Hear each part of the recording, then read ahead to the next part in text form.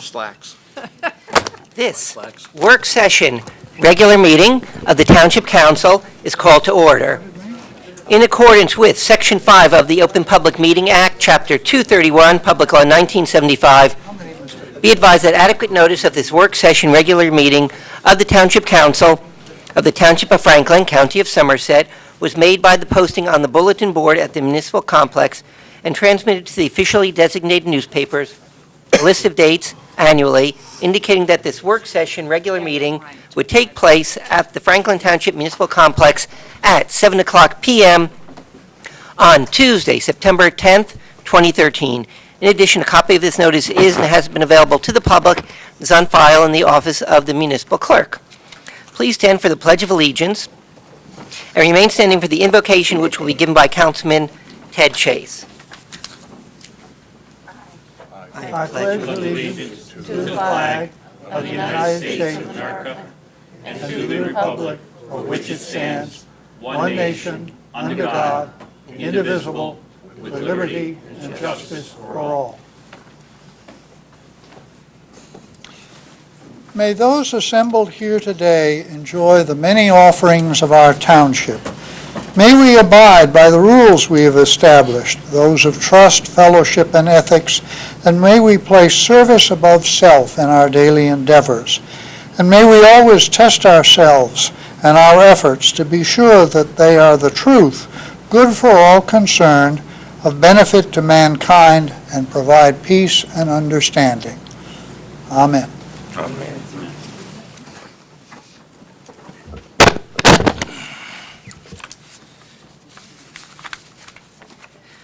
Madam Clerk, please call the roll of the council.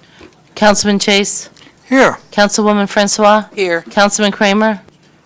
Here. Mayor Levine? Here. Councilman Prasad? Here. Councilman Regan? Here. Deputy Mayor Sherman? Here. Councilman Vasanella? Councilman Wright? Okay, thank you very much. We are at our council meeting, obviously. We're following along on our agenda. You can feel free to come get an agenda by our clerk, Ms. McCarthy. There's associated resolutions and ordinances. Please feel free to get up at any time and get them. You can also see all this information on our website. It's usually available the weekend before. We now are at item number 5 on our agenda. CALIA, if I pronounce it right, accreditation presentation to Franklin Township Police Department. That is an item of which all of us are extremely proud. So I'm going to ask Captain Harry Delgado and Chief Hayduka of South Brunswick, and I think President of the Police Chiefs Association of New Jersey, to come for us, please.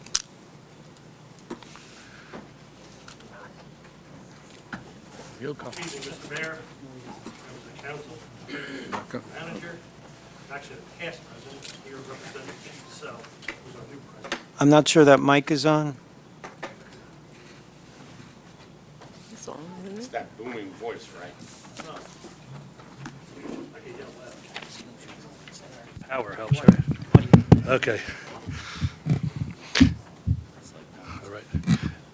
I just want to commend the council, Chief Roberts and his staff on this great accomplishment. It's, I call it the gift that keeps giving. It's the gift from the governing body to the police department back into the residents. You're now using the best practices in law enforcement. Franklin's always been a professional police department. Now you've just taken it to a higher level, which is great because I'm the neighboring town and we do compete a little bit. So Larry and I talk all the time about what we're going to do, and sometimes I get his deputy chief to tell me before he knows, and I try to outdo him. He does the same. But I just want to congratulate you on something you should be very proud of, and I don't need to tell you, but you have a great police department.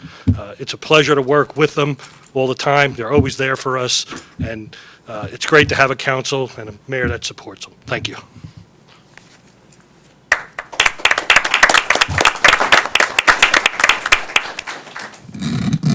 Well, good evening, everyone. I am Harry Delgado. I am a retired captain, and I am the accreditation program manager for the State Chiefs Association specific to this program. And as the chief stated before, many police departments may claim that they are indeed one of the best police departments in the state of New Jersey. Well, I'm here to bring proof that indeed you have one. you are one of the best police departments in the state of New Jersey. So, just to put it within context before I just talk specifically about the advantages of an accredited department, there are approximately 470 agencies in the state of New Jersey that would be eligible for accreditation. Less than 1/3 to date are accredited. Now, it's not because they're not trying. It's because it's a very rigorous program that in some instances take up to 2 years to complete. So it takes a commitment from a government body as well as from leadership in the police department and those that are charged with carrying on the process of getting accredited. So if you indulge me for a minute or two, I want to share with you some of the advantages of accreditation, just to put within yet a larger context the accomplishment that we're celebrating here tonight. Police agencies seek accreditation as a way of assuring the public that the agency meets the highest standards for professionalism, training, and discipline, exactly what all of us would expect from our local police department. Accreditation is the certification by an independent reviewing authority, in this case the New Jersey State Association of Chiefs of Police, that a law enforcement agency has met specific requirements and prescribed standards. Over 112 in this case, both state and national standards. It is not a one-time event, but rather a process. It requires file maintenance with actual proofs for compliance and reaccreditation every 3 years. So you just began the first phase of the program. You actually have to show that you do what you say you do by virtue of your directives. So accreditation reflects that the accredited agency was carefully measured against an established set of state and national standards and has met or exceeded, as your police department has here in Franklin Township, accepted practices in the field of law enforcement. Taxpayers would like to know that research shows that accredited agencies have 11 fewer police professional liability claims, 18% fewer worker compensation claims, 31% fewer auto liability claims, and moreover, municipalities that belong to a JIF get certain consideration for just becoming accredited because it is such an accomplishment. So in addition to these fiscal advantages, there are other important benefits to accreditation. Accredited agencies are better able to defend against lawsuits and citizen complaints. Accreditation provides objective evidence of an agency's commitment to excellence in leadership, resource management, and service delivery. Government officials can be more confident in the agency's ability to operate efficiently and meet community needs.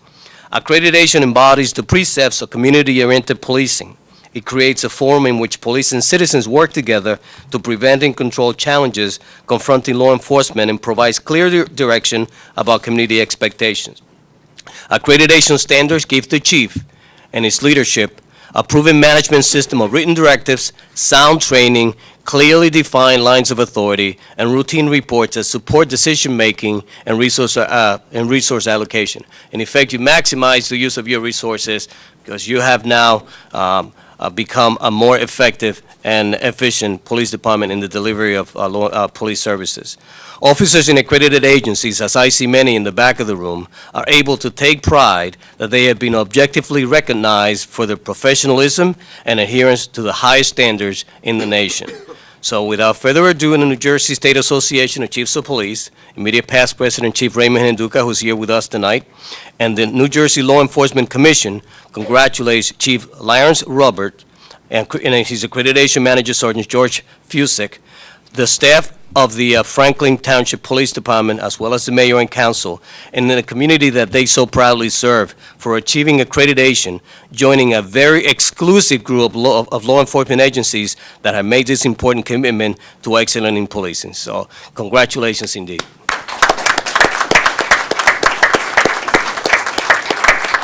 I'd like to call the chief for the formal presentation of the certificate.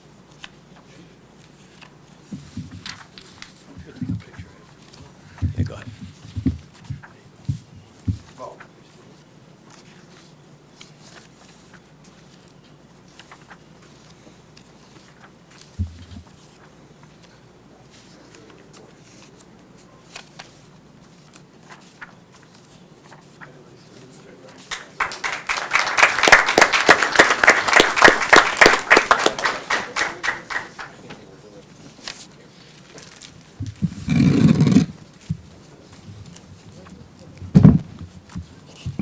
I'll go sideways so everybody could hear me. I don't want to talk my backs to them.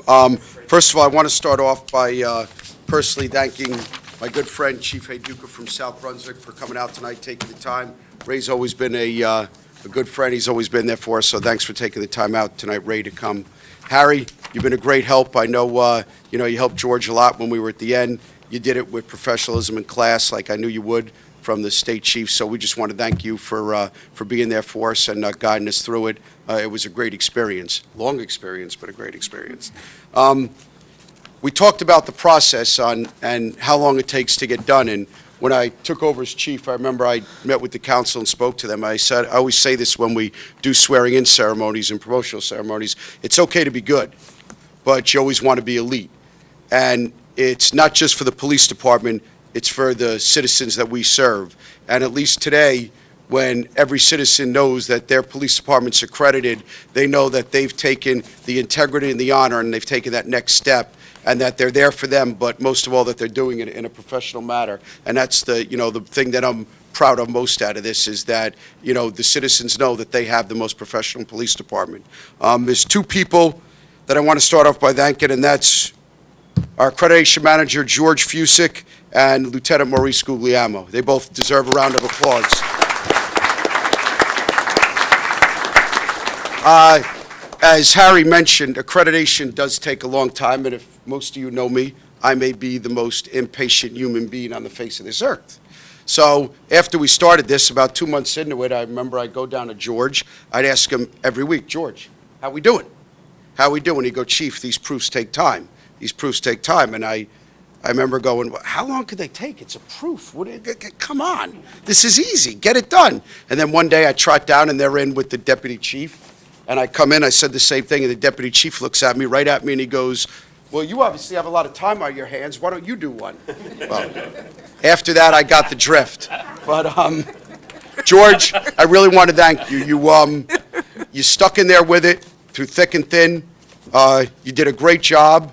You did it with professionalism. You made us proud, especially on the inspection day. You were assisted by Maurice. Both of you came in on a lot of hours. And again, both of you should be congratulated because you did a great job, a great job. To the men and women of the Franklin Township Police Department, this isn't for me, it's for you. When George would come with those proofs, everybody stepped up, whether it was firearms, whether it was investigative, whether it was administrative services, everybody stepped up and everybody bought into it. And I thank you from the bottom of my heart, because at the end of the day, I think we all saw what the end product was. We have an accredited police department, and we always knew we had a great PD, but now we have an excellent police department. We took it to that next level, and it's because of you. So I appreciate all the help. To my man, Bob Vornlacher, I got to really thank you, Bob, because when the inspectors come in for the weekend, and they came on a holiday weekend, so they ask if the manager wants to be there. And some managers come, some don't. And when I asked Bob, he goes, I wouldn't miss it for the world. And Bob was there for both days. He met with me, he met with the inspectors. It's like he put his police hat on again, I would say. But I want to thank you, Bob, because you showed a lot of support, and you were there for us. I appreciate it. To my governing body, I want to thank you for everything, because when I asked you for, and I'll use the term lightly with Kramer sitting up here, the dollars to purchase equipment and hire people, you let me do it. You let me promote, you let me build the command staff up, and I think, this is our way of giving back to you, that's saying, hey, we're going to bring this police department to the next level. And I think the men and women proved it tonight. So I want to thank you. Part of this, and I think the most rewarding part for me, was when you go through the process, on the second day of inspection, the inspectors from accreditation asked to meet with the chief in private. And it's only you and them. And they meet with me for about an hour and a half to 2 hours. And they go over certain things in the department, maybe deficiencies you may have or things that you may excel at. And they actually told me that there was really no deficiencies. And they said when they arrived, everybody was professional. They were treated with respect. The department was clean. Everything was in order. Our static display was good. Our policies and procedures, they couldn't believe how up-to-date George Fusick was on everything. And then they started to go through things. They have when they were talking to me about our orders, they said, Chief, we have to commend you and your command staff, because for the size of your department, you have one of the most diverse police departments in the state of New Jersey. And the minority recruitment that you do is far and few between, and you should be commended for that. And that, to me, went a long way, because that shows, hey, you know what? Here in Franklin, we're giving everybody a fair shot. We always say we do, but now the inspectors are saying we do. And the last thing, they have a call-in session where citizens could call in, and they could tell whatever they want to say, whether it's good or bad, about the police department.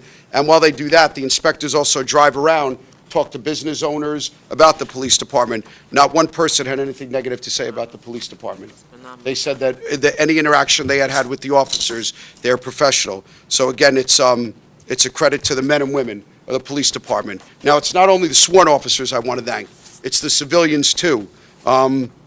All the secretaries that came in, I see Lisa sitting back there, I want to thank you, because all of you got the numbers together for us. A bunch of you came in on a holiday weekend, you were there for us, and actually the inspectors made a comment about that. Wow, your civilian staff bought into this too, they were all here to help us out, so I want to make sure I thank the civilian staff too. And in the end, again, I'm very proud of the men and women of this police department. I think the citizens should be proud. Unfortunately, in this job, a lot of times, when you interact with the public, it's not a pleasant situation. And the officers do their best to try to make it pleasant. But when you have an officer that's well-rounded and professional, and they treat you with the utmost respect, I think it can make a bad situation a lot better.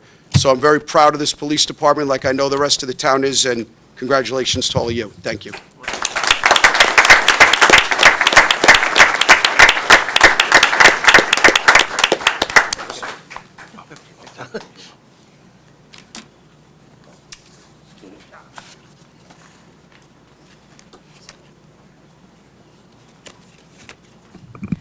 As a member of the governing body and as a resident of Franklin Township, I could not be prouder of what I heard tonight. I also come from the pharmaceutical industry, and I know what it means to go through an accreditation process. It is very strenuous. You have to do your job, and you have to do this on top of it. You are not excused from anything. So kudos to every member of the police department for making us so, so very proud. Thank you.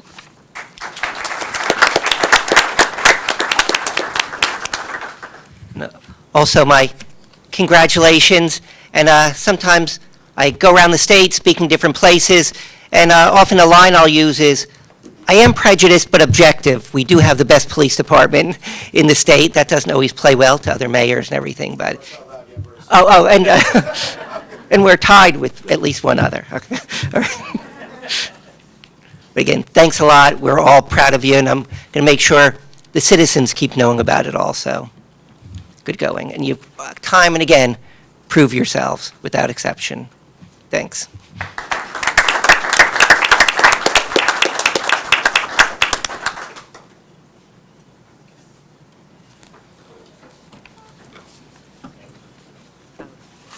Comments.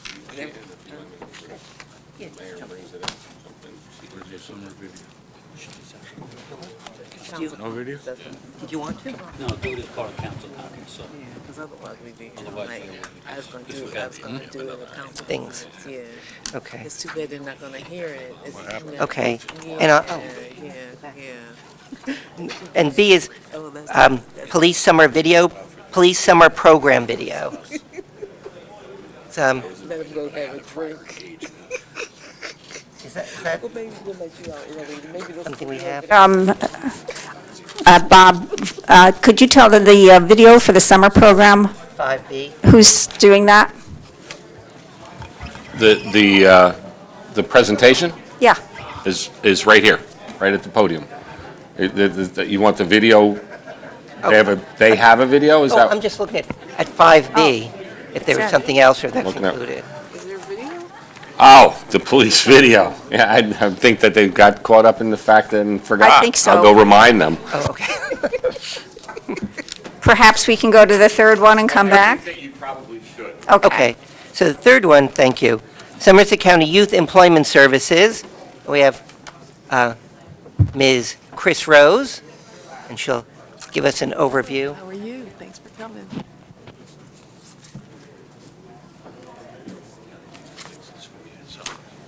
It gets back in its. As a way of introduction. Yes, Councilman Prasad? Yeah, the Human Relations Commission actually had a presentation, and it is vital for our youth, especially our at-risk youth, that we spread the word to all of Franklin that these services are available. They're an invaluable part of trying to help people who need the help. And we recognize that the school has a GED program, but this is people who are not part of the school system. And we need to find them and help them. And so it's a collective effort, and that's where the video about this going to the whole township, and also all the council members being aware of it in their wards, would be able to help spread the word. So that's why I felt that we should invite Ms. Rose to come and speak and let everybody know what the program is, and that way, if we have some numbers to call, that we can spread the word. So please, Ms. Rose, thank you for coming. Well, you're welcome, and thank you for the opportunity. In my job at the county, I am the Director of the Planning and Program Unit in the Office of Youth Services, and I also have the distinct honor, I think some days, to serve as the Chair of the Youth Investment Council that is a part of the continuum around labor and workforce development. The county receives a pot of money every year for youth programming, and the YIC, as we are fondly referred to, has the responsibility for identifying gaps in services and determining where that money can best be spent. We have a continuum of services at this point, which is rather unique in the WIB world, in the Youth Investment Council world, but we are very fortunate that we've been able to put together a program that has 3 phases to it, and I'm just going to talk to you about all 3 of them, and you'll see how they all kind of fit together. One of the things that is a challenge for us is this money is to be used for out-of-school youth. And those out-of-school youth must be, 1, out of school. There are financial obligations or limitations that they have to be low income, essentially. And then there are other risk factors that they have to have at least one of in order to qualify for funding through this particular grant. We found in the past that it was a real challenge, as you've mentioned, for us to find the youth because, quite frankly, they're out of school. And if you're not where they are, then it's very, very difficult to find them. So this past year, we put together a program of 3 phases, as I said. The first phase is an outreach program where we have staff that goes out into the community to help us find the youth. We have one in Hunterdon County, and we will have one very shortly in Somerset County. We are a bi-county youth investment council, by the way. We service both Hunterdon and Somerset County youth. Through this outreach program, we hope to identify youth that might qualify for this service. Once they are referred to the YES program, or the Youth Employment Services Program, they are further screened, again for eligibility, and then we look at what are some of their gaps. Are they in needing of a GED? Do they need some preparation for being, life skills preparation for going to work? What are some of the barriers that they need that we can, through our programming, help them overcome? We give them testing to test their basic skills. We give them inventory tests to kind of get an idea of what their likes, their interests are. And then one of several different things will happen at that point. We have what we call our third piece of this puzzle, which is the Visions program at Middle Earth, and it is a life skills job readiness program for youth that have been through the YES program and are determined to be eligible to move on to life skills and an internship in various organizations around the county. Sometimes they'll be ready to go on to college, and we might help them facilitate that with a grant. Sometimes they might require more education, and more basic skills education, and we're able to connect them to services for that. Sometimes they're homeless, which can be a real challenge. So we try to work with them to find them a safe place to live. Sometimes they lack transportation, and I know that having been around this part of the county in my job for as long as I have been, I know that access to services is a significant issue for Franklin Township because there really is no easy way to get from Franklin Township to Somerville, which is why years ago we worked hard with the powers to be at that time to really put together, I think, a nice program at 735? 935. 935. I'm sorry, I didn't want to refer to it in its old name.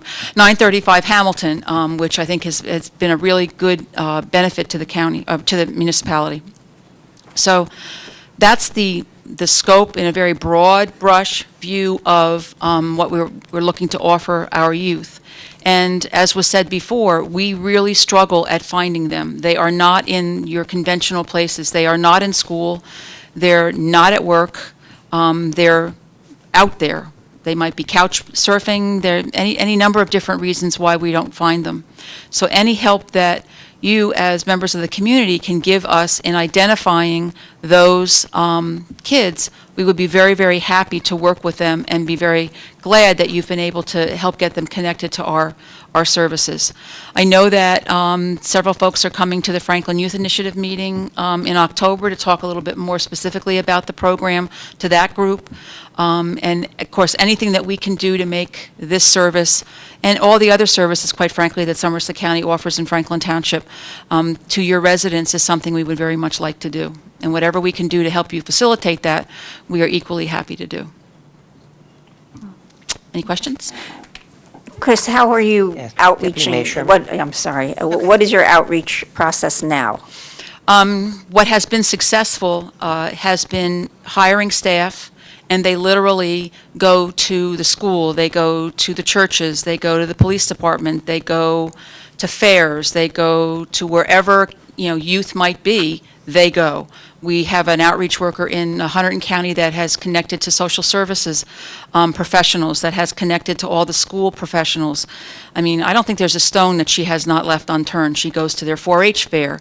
I mean, she's really done a significant job in making her presence known in the Hunterdon County area. And we are looking to replicate that in Somerset County.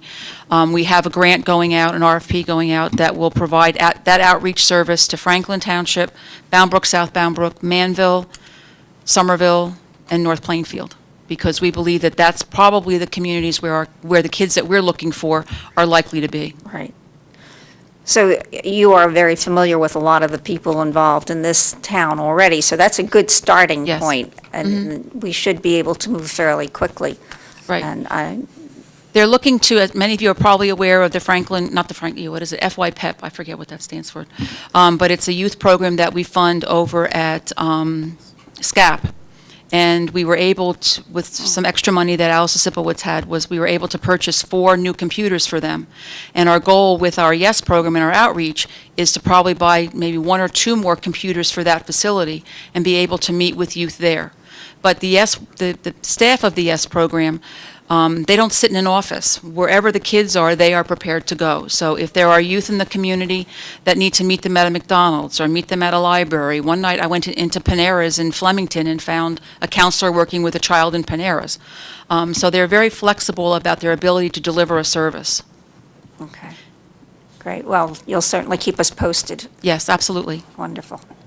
Councilman Prasad, who's on our Human Relations Commission. Can we help in any other way other than spreading the word around in terms of facilities, access, allowing you places to, counsel the kids? Is there, I know the county has offices in Franklin. Yes.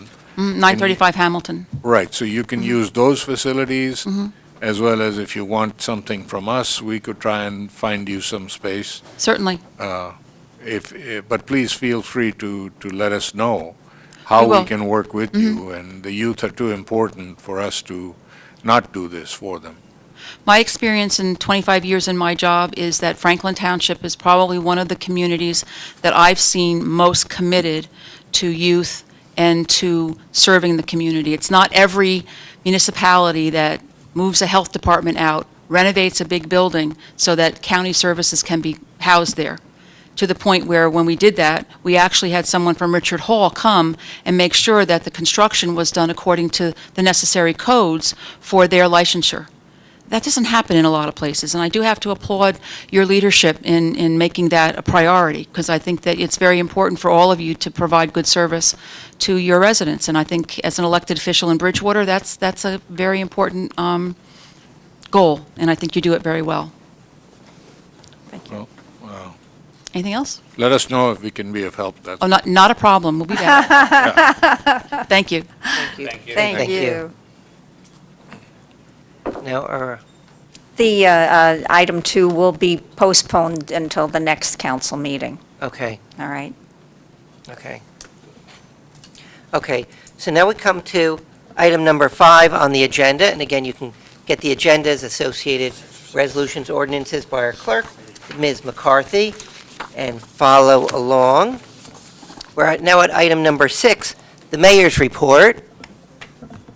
So I'll start my report with my mug for this meeting actually comes from our Franklin Reverend Dr. Martin Luther King Jr. breakfast we have every year. Look for it in January, but meant to commemorate the national celebration of the 50th anniversary of Dr. King's I Have a Dream speech.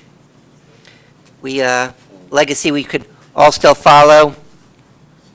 It's Dr. King was, of course, known for his advocacy of civil rights, which are, of course, of the ultimate importance. But I guess in our lives, we should try and remember some of the other things, such as fair employment, full employment, rights of workers, rights of people, fair housing, and the universal goals of integrity, hard work, achievement, and just basically allowing the individual to flourish within society.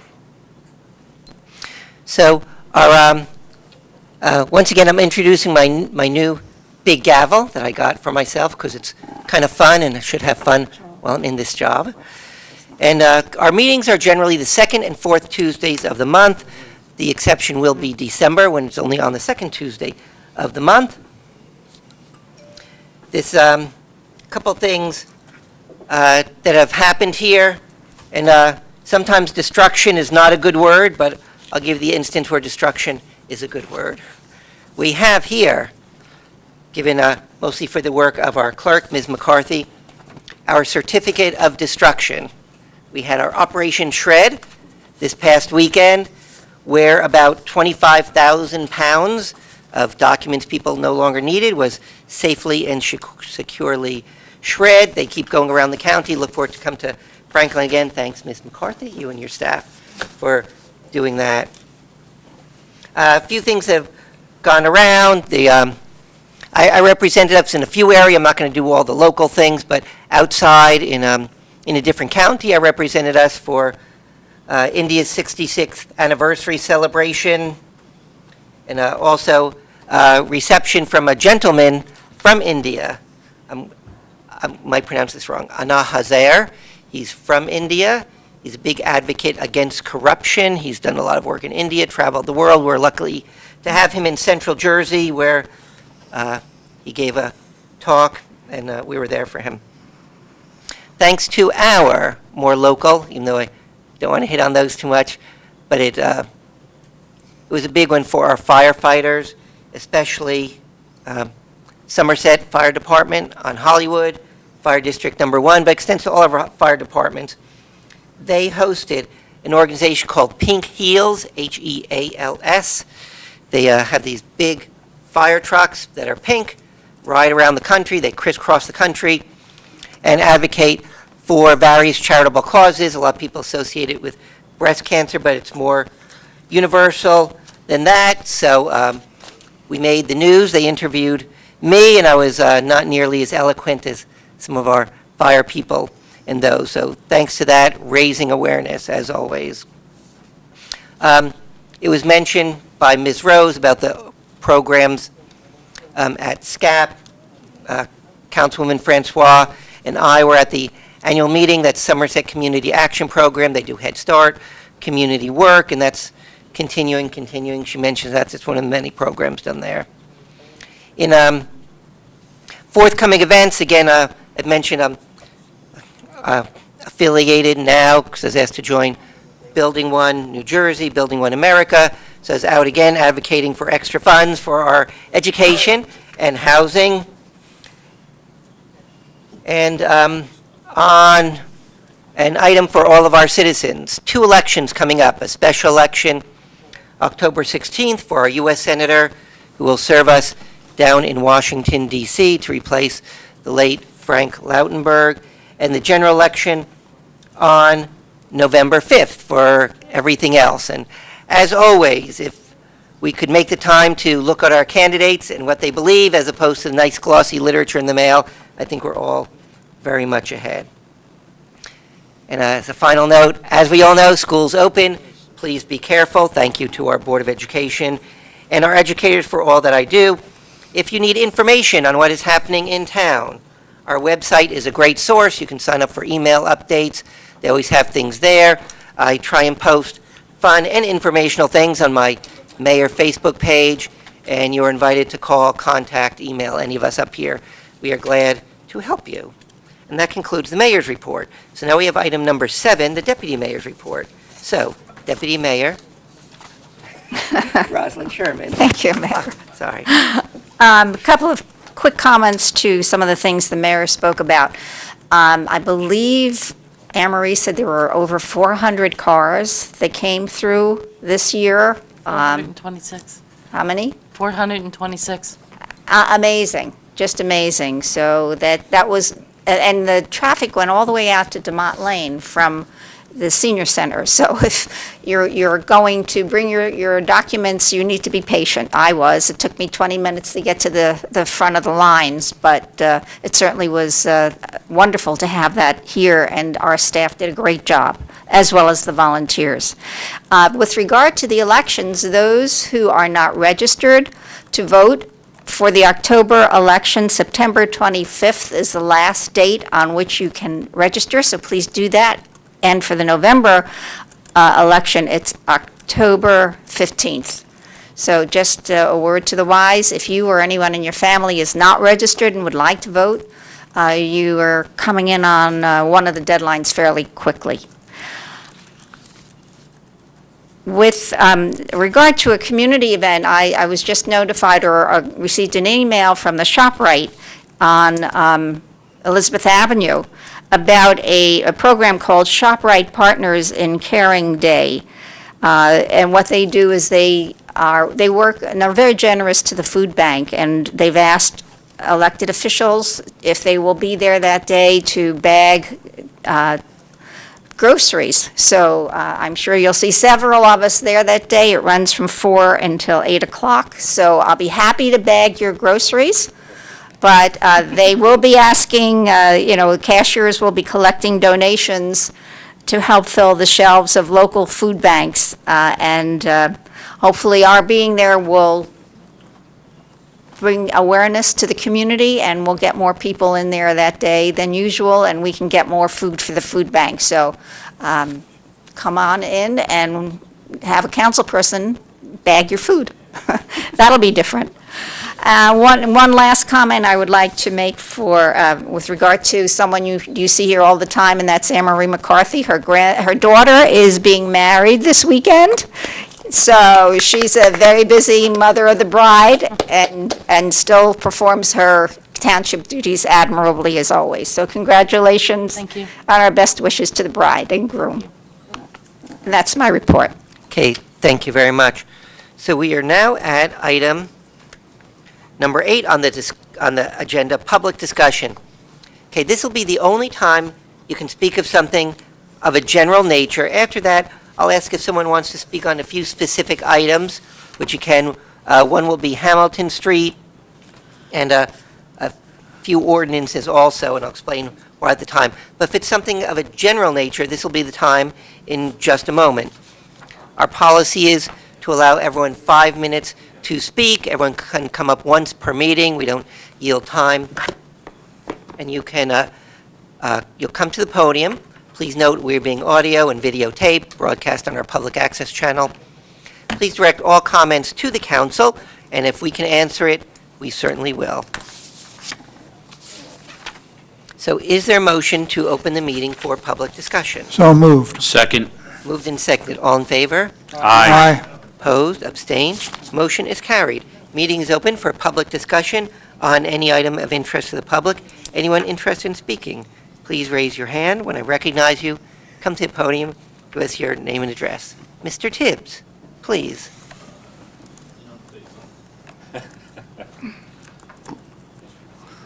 And if you come to speak, if you keep yourself about 3 or 4 inches from the microphone, that's great. We hear you, plus the audio and video picks you up properly. John H. Tibbs, 25 Parkside, apartment 322. I'll be very brief. I really don't have that much to talk. You always set us up with false expectations. No, but I did want to, when Chief Roberts is in here, I want you guys to understand that the accreditation that they have become, it also has filtered down into my community in terms of we've had no problems with the police. I want you to understand that the kids in the neighborhood have a different approach about our policemen. And it's because of some of us older adults making them understand who they are and what they are.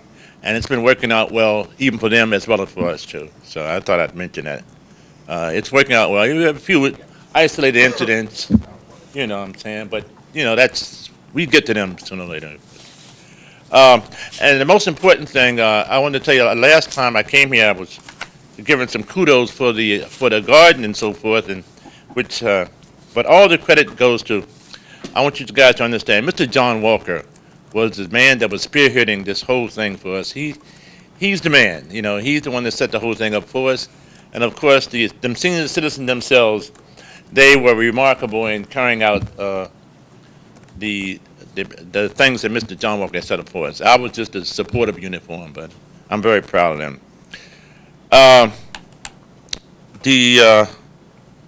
I did want to mention about the lady who was here for the outreach program, the summer youth program. I mean, the program that you have for youth. It's a county program, and which has been in existence for a number of years. And as she has said, that none of those services has filtered down to the community in which I am aware of, all the students and so forth. Matter of fact, I have some now writing up names and addresses of some of the kids that's eligible for her particular program. But as she said, and which we understand, you know, we have no transportation to get to Somerville. So if within her program structure, if she can bring that down to 935 and could render some assistance to some of our students we have, we would gladly partake of it. But I want you guys to understand a certain element of her program as opposed to other programs that has been in the community before. Most of the programs that we need in our community is job training. It's job training programs. We know, we understand all about the nurturing and the counseling and the this and they know that's been going on for 100 years. You know, that's really it don't suit my kids, you know. We need specific work training and along with the work training, some type of stipends while that'll keep them there. These are the type of programs we really need as opposed to what's not available now. But until such times as there's a couple of entities now that I understand that are working on specifically that, directly that. And once that comes to the bear within our neighborhoods, I'm also working on certain things like that. And once that happens, I have more than enough adults, young adults, that will take part of those type of programs. And I think we got through the summer. I don't know how much longer it's going to last, but you know, we're working on it. And I hope you guys, if you see any type of entities in this town that's working on specifically that, I hope that you support that unit. I don't want to mention who they are. Okay? Thank you very much. Okay, thank you. Anyone else who'd like to speak of anything of a general nature?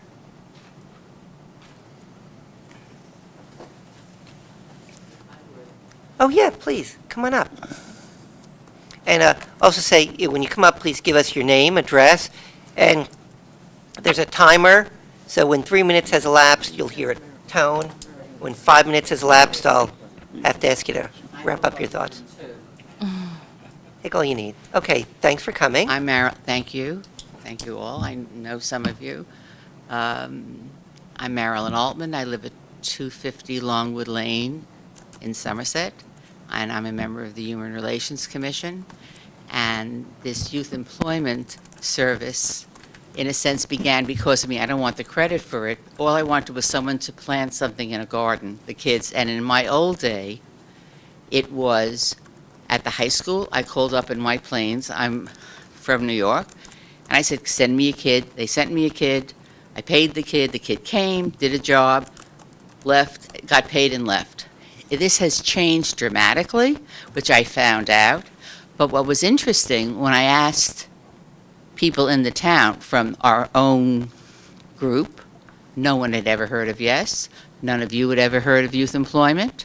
No one at our, where Alice Sipowicz is and does a wonderful job, none of them had ever heard of. That's where I started. Get me a kid. So what I'm saying, I think that you, Councilman Prasad, heard. I brought a friend. I went online and I found that the Henry Street Settlement, which is where I used to live in the Lower East Side, and I was a member of the Henry Street Settlement, they have a YES program.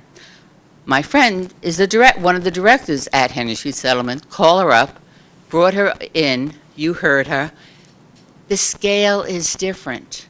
But I am telling you, we here in Franklin can have it. And what blew my mind was that they have YES programs in Basking Ridge.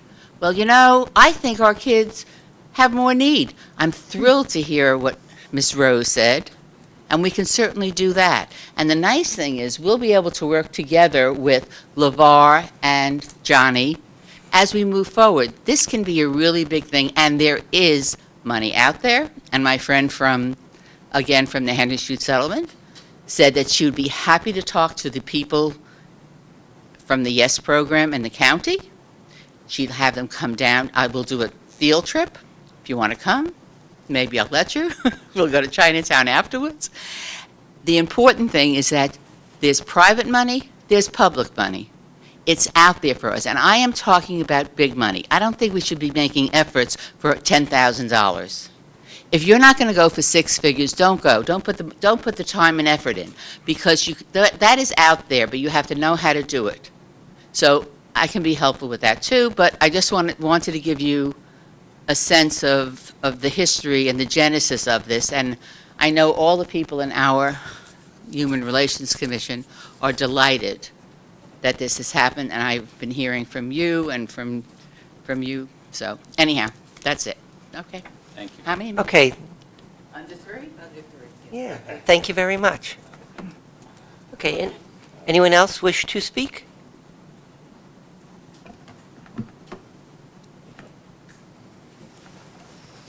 Seeing no one else wishing to speak, I move to close the public portion. Seconded.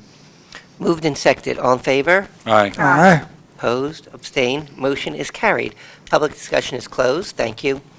Now what's going to happen, we're going to have our standing committee reports, and then council comments, and then we're going to get to voting on the ordinances, the first items being about Hamilton Street, and then the others.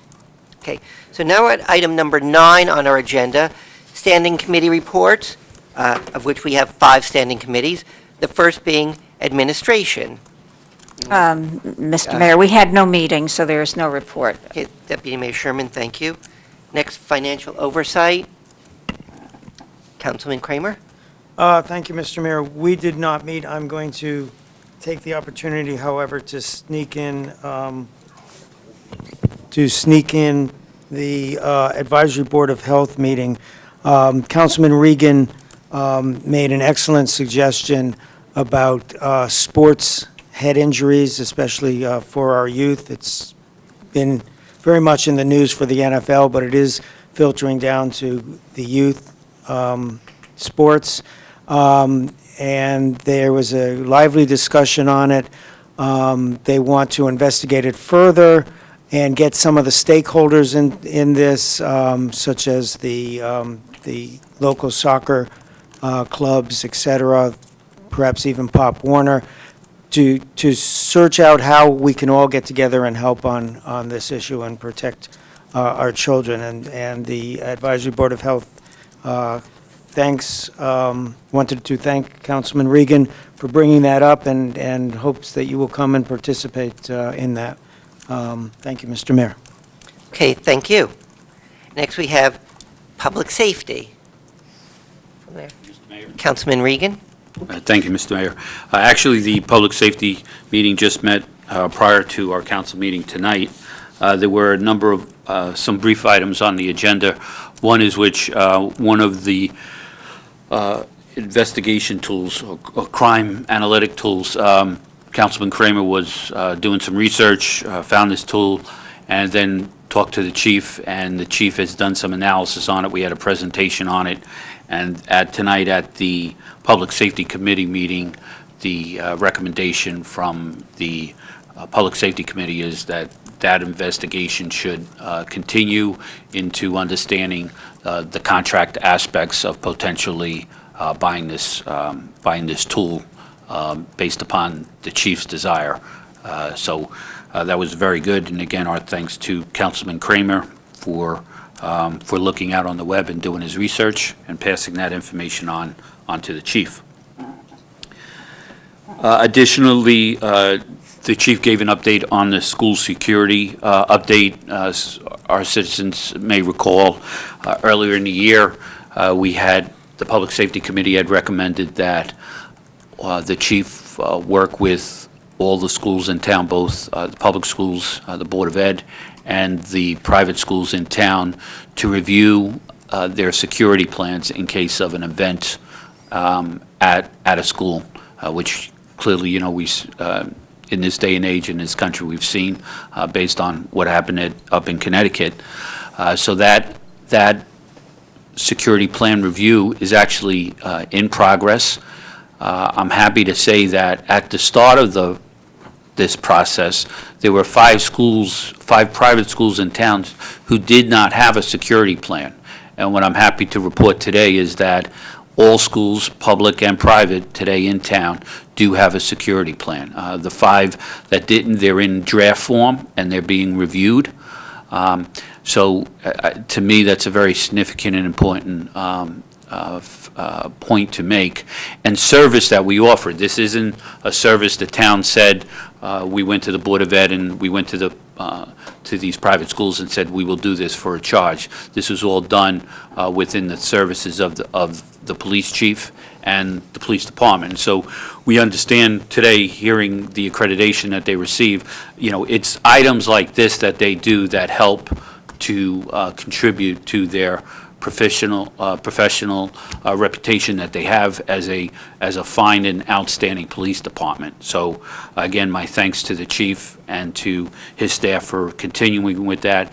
And as we get further updates on the status of those security plans, we will provide it. And just in case anyone is concerned, all we receive on the Public Safety Committee is just the status of the security plans. We don't have access to them. We don't review them. We don't provide any input into them. That's strictly done via the police department. And that is it for my update on public safety. Excuse me. Oh, I'm sorry. Deputy Mayor. Councilman Regan, you might want to add what our manager mentioned as far as this building is concerned.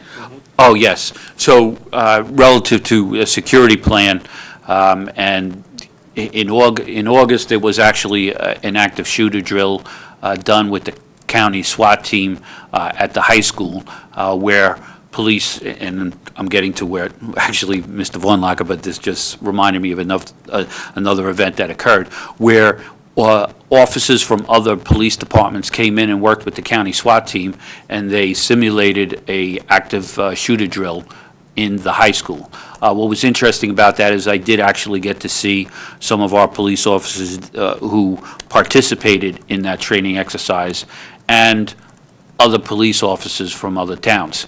And what I will say is that when I noticed that there was one police officer in that drill who didn't seem to be paying attention or was on his phone more, it was not a Franklin police officer. So ours were very stayed focused and paid attention to the drill. But moving on to that, part of that active shooter drill and just a security plan is that in the Public Safety Committee meeting, Mr. Vornlocker, our township manager, mentioned that we are also going to put together a plan with the chief working here, just in case there was any incident in this building. We have a number of, and not to make anybody worried, we do have a number of security plans and features in place that are all about the building, but to actually have a drill with the municipal staff that works here, just in case, there was ever an event, that there would be a drill. So I don't know if there's anything else. Okay.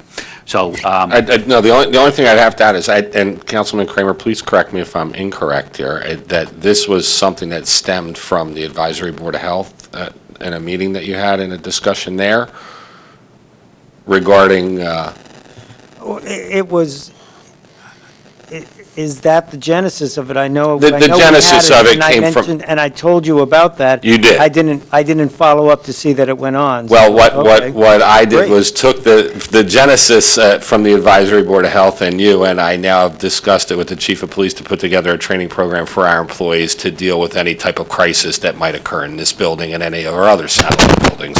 The Police Department is obviously a secure facility, and they have their own policies and procedures in place. I felt that based on what you had said to me with that discussion at Advisory Board of Health, that I felt that it was necessary that we do that here, so we've started to do that. so thank you, Mr. Mayor. Okay, thank you. Land use, open space, parks, and recreation. Anyone for that one? Dr. I can Chase? report on some of it. I had to leave because it was my wedding anniversary and my wife expected me to take her out to dinner. But the first part, we had a presentation from Barbara Lawrence about the Gunther Farm. She has gotten several grants which will enable us to stabilize the farmhouse building there without spending township money. She had also gotten a grant which enabled the preparation of a plan for an agricultural heritage center which could potentially draw tourists from quite a, or at least people coming to see it from quite a substantial area. Unfortunately, it also requires a substantial input of money from the township, which I don't think we have right now. But it is something which we might be able to work on slowly and by forming a nonprofit to partner with the town in developing this. We also talked about the Kingston School. There was a recent meeting of the Kingston Village Advisory Committee to which 48 residents of Kingston came.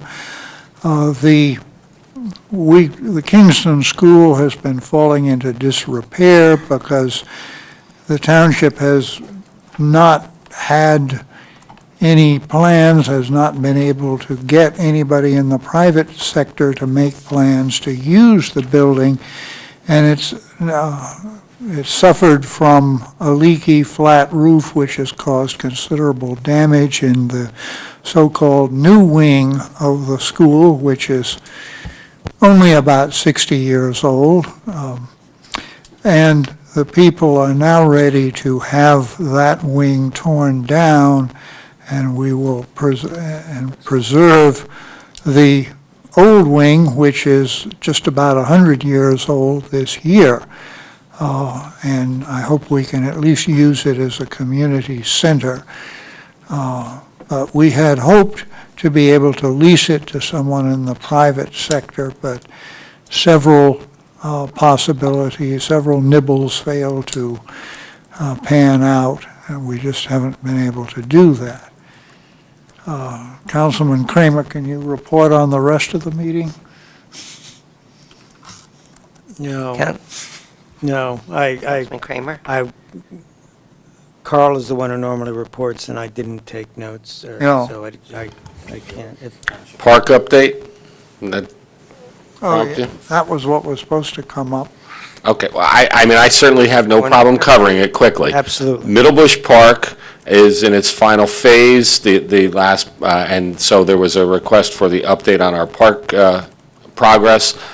We anticipate being on schedule at this point for the completion of the park minus the concession stand building, which will go out on separate bid. And so the anticipated completion was the end of this year, which we seem to be on schedule. And we now have a concept plan for Catalpa in the southern end park.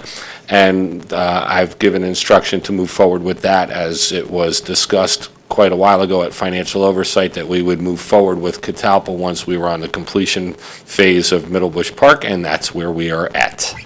Define move forward.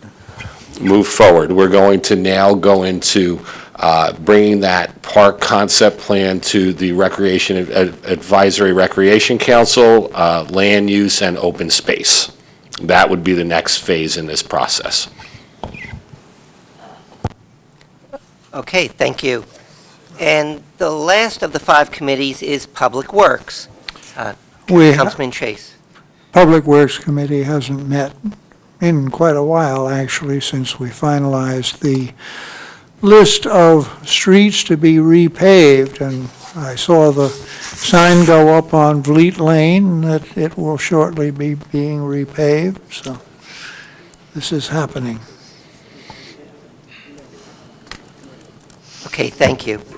We're now at item number 10 on the report, on the agenda, council comments. Then we'll get into Hamilton Street and our ordinances. Okay, so for council comments, I guess we'll start over here. Councilwoman Kimberly Francois.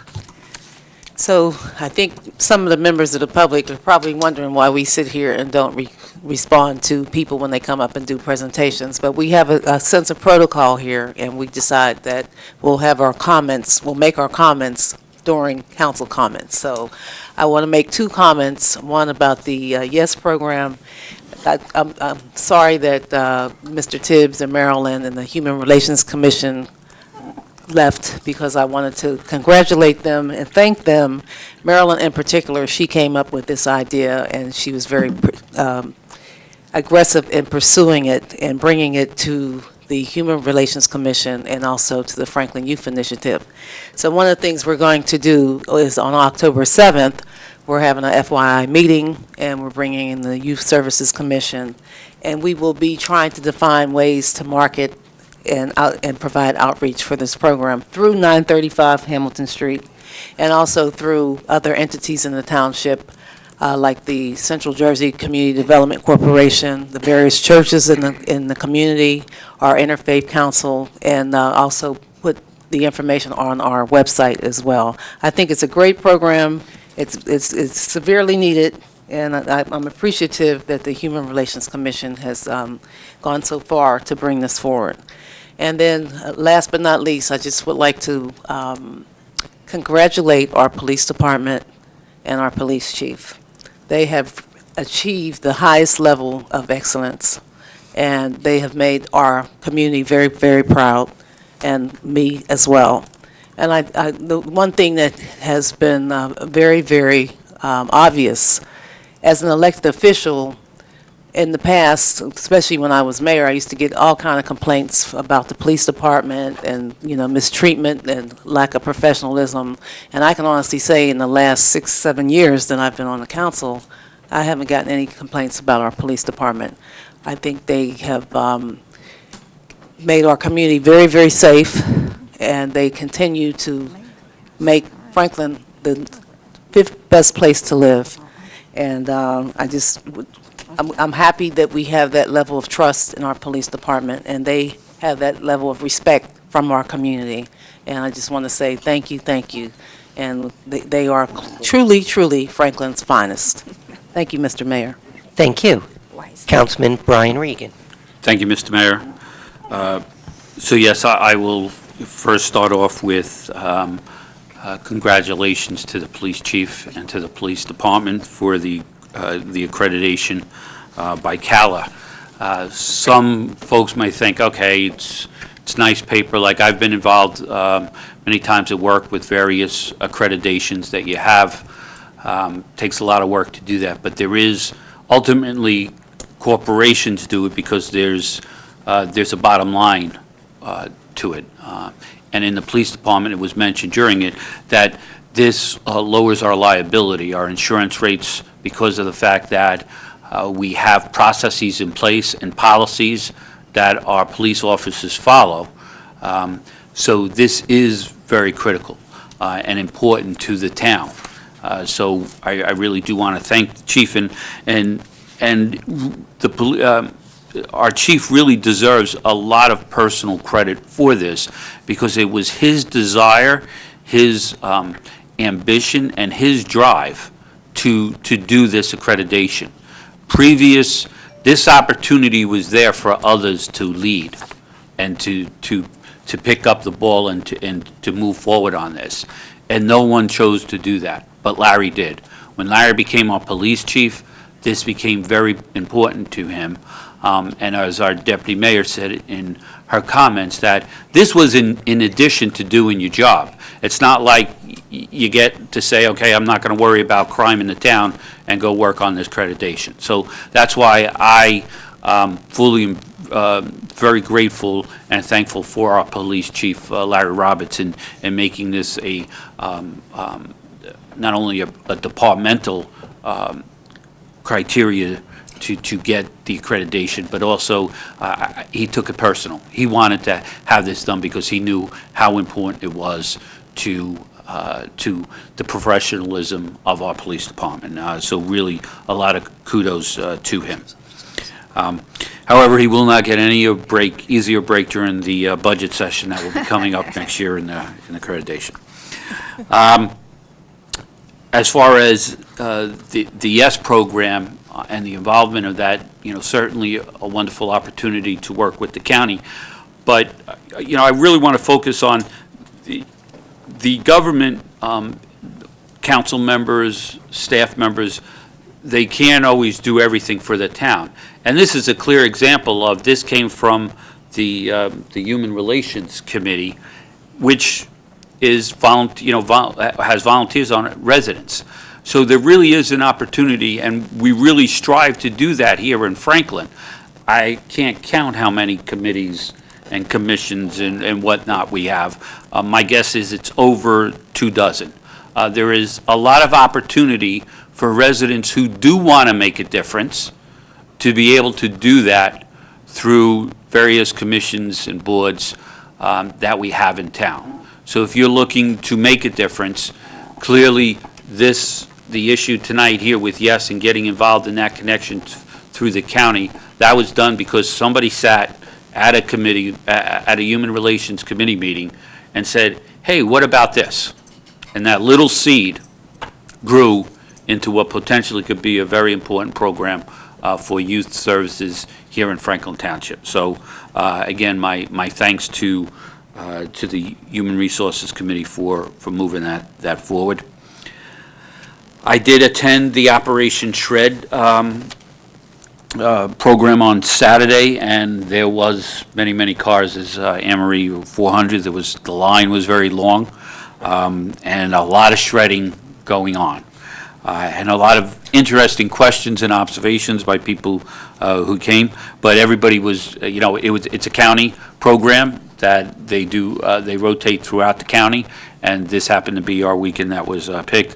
I know that Anne-Marie was very grateful that it was not raining, nor was it snowing. And that's why she went for the September date versus the late October date.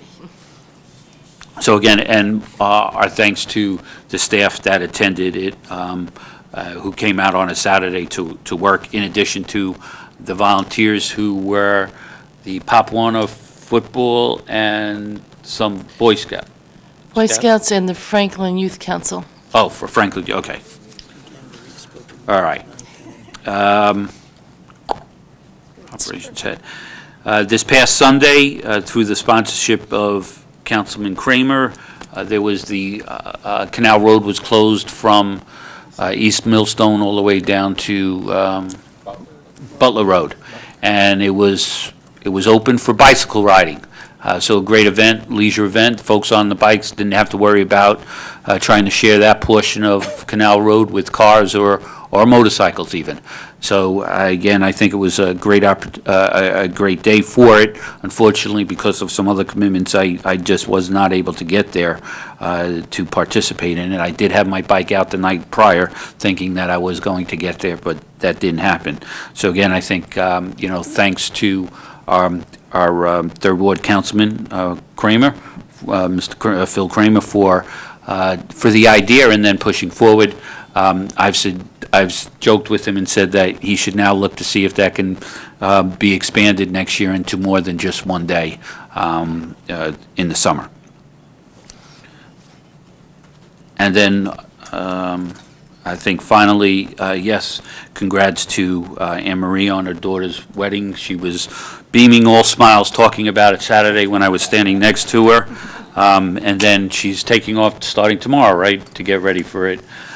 So she even came in. Most parents will take off the week before their child's wedding, but she came here because it was like, no, I can't miss being in a council meeting on Tuesday night. So again, and that's just a reflection on her commitment and dedication to her job, and that's why she is a master clerk. Not just a clerk, a municipal clerk. She is a master municipal clerk. So again, congrats to you and your family. And that is it, Mr. Mayor. Thank you. Councilman Ted Chase.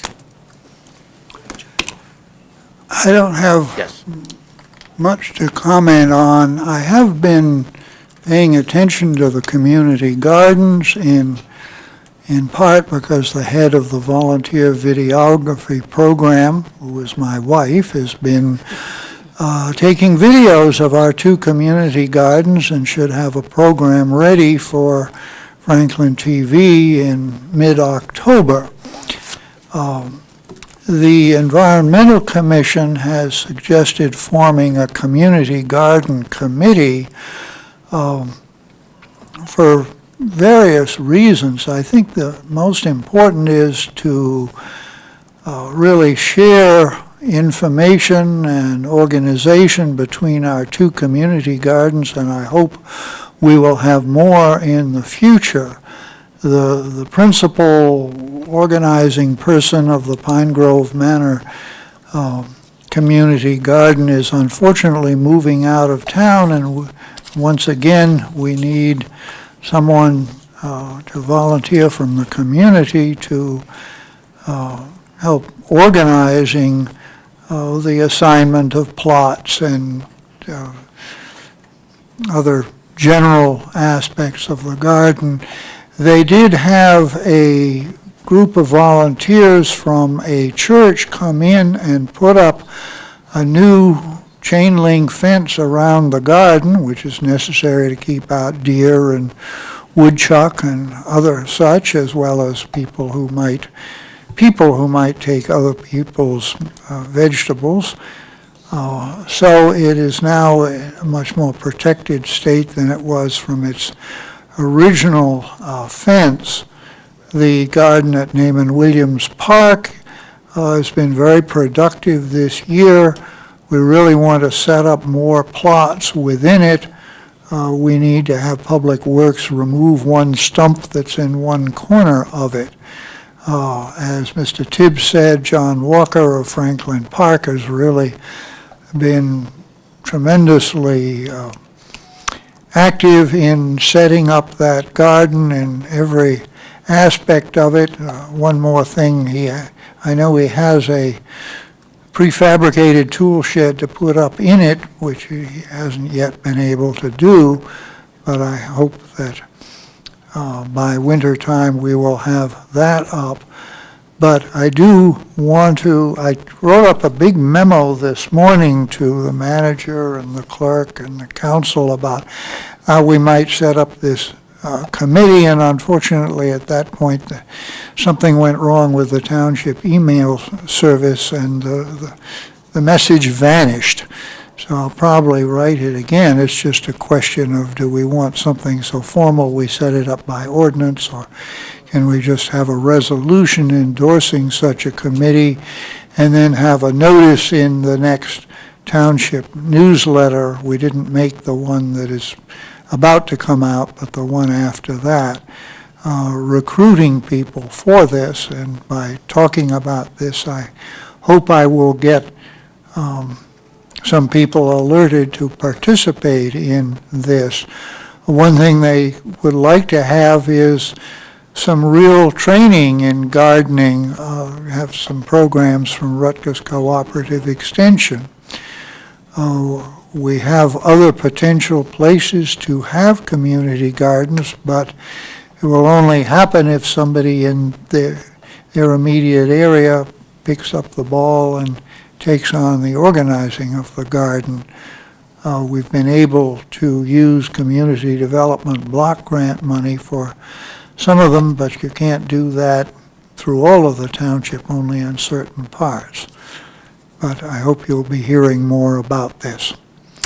So thank you, Mr. Mayor. Thank you. Councilman Phil Kramer. Thank you, Mr. Mayor. First, the police accreditation, congratulations to them. I know in talking with the chief over these past months, I think it was in April, he started telling me, you've got to come to the September 10th council meeting, like I've ever missed a council meeting. But, you know, he's been very, very excited about it. He's someone who loves his job, loves providing for the community, and he actually took this on when he was deputy chief. As I understand it, he asked about it. The chief said, if you want to, but it's all yours. And it has been his baby. One person that wasn't thanked in his capacity as a police officer, I understand, is our manager, Mr. Vornlocker, who, as everyone recalls, changed hats kind of in the middle of the accreditation application process, and he did a lot of the work himself on that, so we have him to thank for it. And this is a police force that filters down from the top and all the way to the lower ranks, and there's dedication there. There's really a sense of community and a proper sense of what they're doing. I think if you read the papers, places like Edison, council's biggest headache is their police force. Here, it's about the budget and holding that budget as tightly as we can, and then our police force just seems to work on autopilot. So thanks again to them. Thank you, Mr. Regan, for mentioning Bike Without Fear. I had spoken to perhaps 300 or 400 people about it, passing out flyers, and I would say all but 2 people loved the idea. One person didn't like the name Bike Without Fear. She lives on Canal Road, and she felt that we were accusing her of causing fear, so I suggest that next year we call it Bike Without Cars. But other members of Canal Road really loved it, thought it was a great idea, and participated in it. There have been suggestions as much as every weekend. That may be a bit much. Twice a year, that's another suggestion. But I think before I go to anything like that, or I suggest anything like that, I may ask for a little meeting of everyone who lives on Canal Road so they can weigh in, because they're the ones most affected by it. But according to one officer, there are hundreds of people. According to another officer, there was 300 or 400 people. The cars were very respectful of the drivers, the local cars that were allowed there. So it was really a great day. Upcoming events. The police are playing for the second year in the row. The senior over 50s softball league. This was an idea of Bob LaCourte. I've helped him with it. This time the food bank is involved. So if you come, a $5 charitable donation is requested. Stop and Shop is donating food, and the police are providing the facilities to cook the food. So afterwards there'll be refreshments, or more than refreshments, lunch. It starts at 12 on September 15th, so that's this coming Sunday, at Lower Inman Park, off of JFK, off of, what, I always forget the name of that road. Loop Lane. Loop Lane. It's a lot of fun. It's really a lot of fun. Please come. Canal Fest, yay, October 19th. Clearly, my heart is into Canal Fest. Food, music, games, food, and a duck race, a rubber duck race this year. It's from 11 to 4, and it's really, people very much enjoy it. I think we had 1,000 people last year. Phyllis Beals emailed me just before I came about Project Graduation Clothing Drive at SGS. It's October 20th from 8 to 1.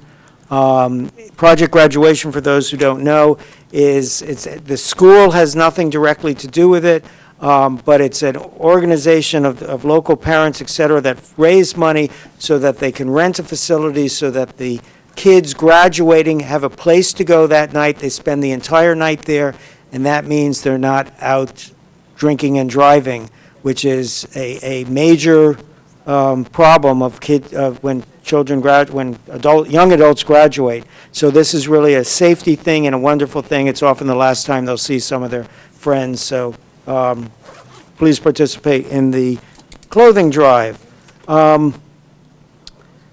I'm not sure if he'll want me to announce this, but we are honored to have Mr. Bill Bowman here, who has started a internet newspaper, if that's the correct term nowadays, the Franklin Reporter and Advocate at franklinreporter.com, franklinreporter.com. I ran the Tufts website a long time ago, and it pales in comparison. This is a very professional job, very professional writing. I'm sure there will be some times I will not be happy with what he writes, but what I do love is that there's now a Franklin paper. And I love his theme, 8 villages, 1 community. And maybe someday, I don't know if the legislation is around, but if this stays around long enough and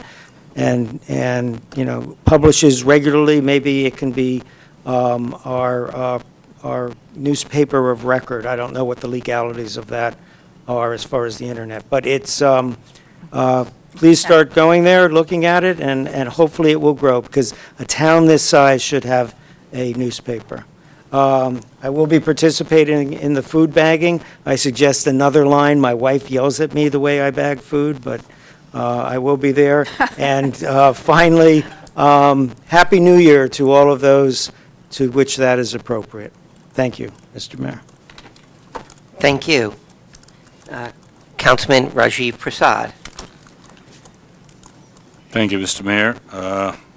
Firstly, my kudos to the chief and all involved with the accreditation. The chief has really stepped up and reached out to the community, whether it was the churches that after the shooting in Wisconsin, he went around to all the churches and let them know.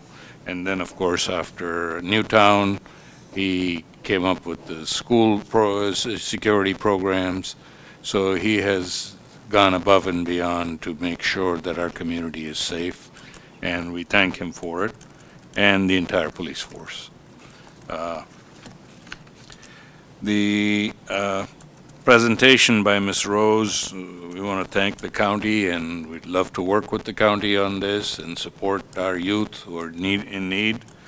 And, if Mr. Tibbs' suggestions of getting access to 935 Hamilton may be a place where we could work with the county to do so, or the job training within the SCAP building or elsewhere, we can try and get that facilitated. Stipends are already part of this whole program, and they find funding for it, so that's a good thing to have.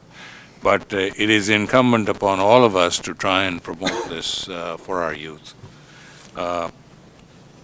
And then we have the entire Human Relations Commission that I want to thank, and Marilyn Altman in particular, for this. And when I heard it, I felt that the whole council should know about it, and we should all get behind it. So I would look forward to your help and support on that. Tomorrow is September 11th. We were hoping that we would have our 9/11 memorial up and running, except some of the funding for it has fallen through. So we're trying to raise funds for it and find funds for it. And so we will come back to you in another council meeting and see what we can do. But I know our manager's been working very hard on that. And happy Rosh Hashanah and Yom Kippur to all my Jewish friends. And Anne-Marie, congratulations on your daughter's wedding and your dedication to the township. And then, of course, Councilman Kramer for the Bike Without Fear. I'm just, I've seen Councilman Reagan on a motorcycle, but I've never seen him on a cycle. I would have turned out just to see that. Now, on a more serious note, the 50th anniversary of the March on Washington was a landmark event in America, and it changed a lot of things, including equal rights for all and equal pay and women's rights, disability legislation, gay rights, and we could have been a South African type of apartheid society, and look at what we have today. We gain from each other's diversity and are a richer nation because of it. And so, I would like to commemorate that event and recognize what it did for America. And beyond that, thank you, Mr. Mayor. Okay, thank you. Councilman James Vassanella. Thank you, Mayor. Just a few items. I'm sure most of you know, but school was back in session, I think, for just about everybody at this point. So please be careful out there. A little different with all the buses and other school traffic, but please be patient when you're out there driving. Soccer starts this weekend, is my understanding, the big kickoff. At least my son's game starts, and I think the whole league opens up. So even if you don't have a child in soccer, I believe some of the games are being played at the new artificial turf fields, and then most of them still being played at Sampson G. Smith on Elmwell Road, the school. Please go out and check it out, even if you don't have a child in. And it's pretty fascinating watching the children from literally, I think, 5, 6 years old on up to teenagers. At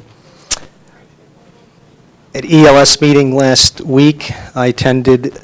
Various things went on. I don't have the minutes yet. They were not handed out. But one item I thought worth mentioning, we're actively trying to get a Franklin to be considered for a heart-safe community. It's basically where you have to meet certain criteria. Some of it includes, for example, getting defibrillators into all of the schools, public and private, and some other items that it will do what it says, make it a safer community as far as heart attacks, situations, that emergencies that emerge. So I will keep you informed as this goes on. There's a couple members that are working, I believe, with Robert Wood Johnson. The food bank was mentioned a couple times tonight. I know there's a lot of events, and fortunately the food bank does pretty well when people come out and bring canned goods or any non-perishable items. But if you don't get a chance to go, please remember this is the fall's coming up. A lot of people that are in need may have kids in school, and the expenses climb when school starts, even for public school participants. So just keep the food bank in mind as the season moves on and it gets colder. That's a 24/7, 365-day a year operation, and it really reaches a lot more people than I think most of us realize in this town. Congratulations to Chief Roberts. I was going to say, I remember when we were talking about making a position of deputy chief back several years ago, and remember when that process brought Chief Roberts into this room, and this is just a culmination of his dedication. He's the leader, he's the coach, whatever you want to call it. It doesn't happen alone. It was the entire team.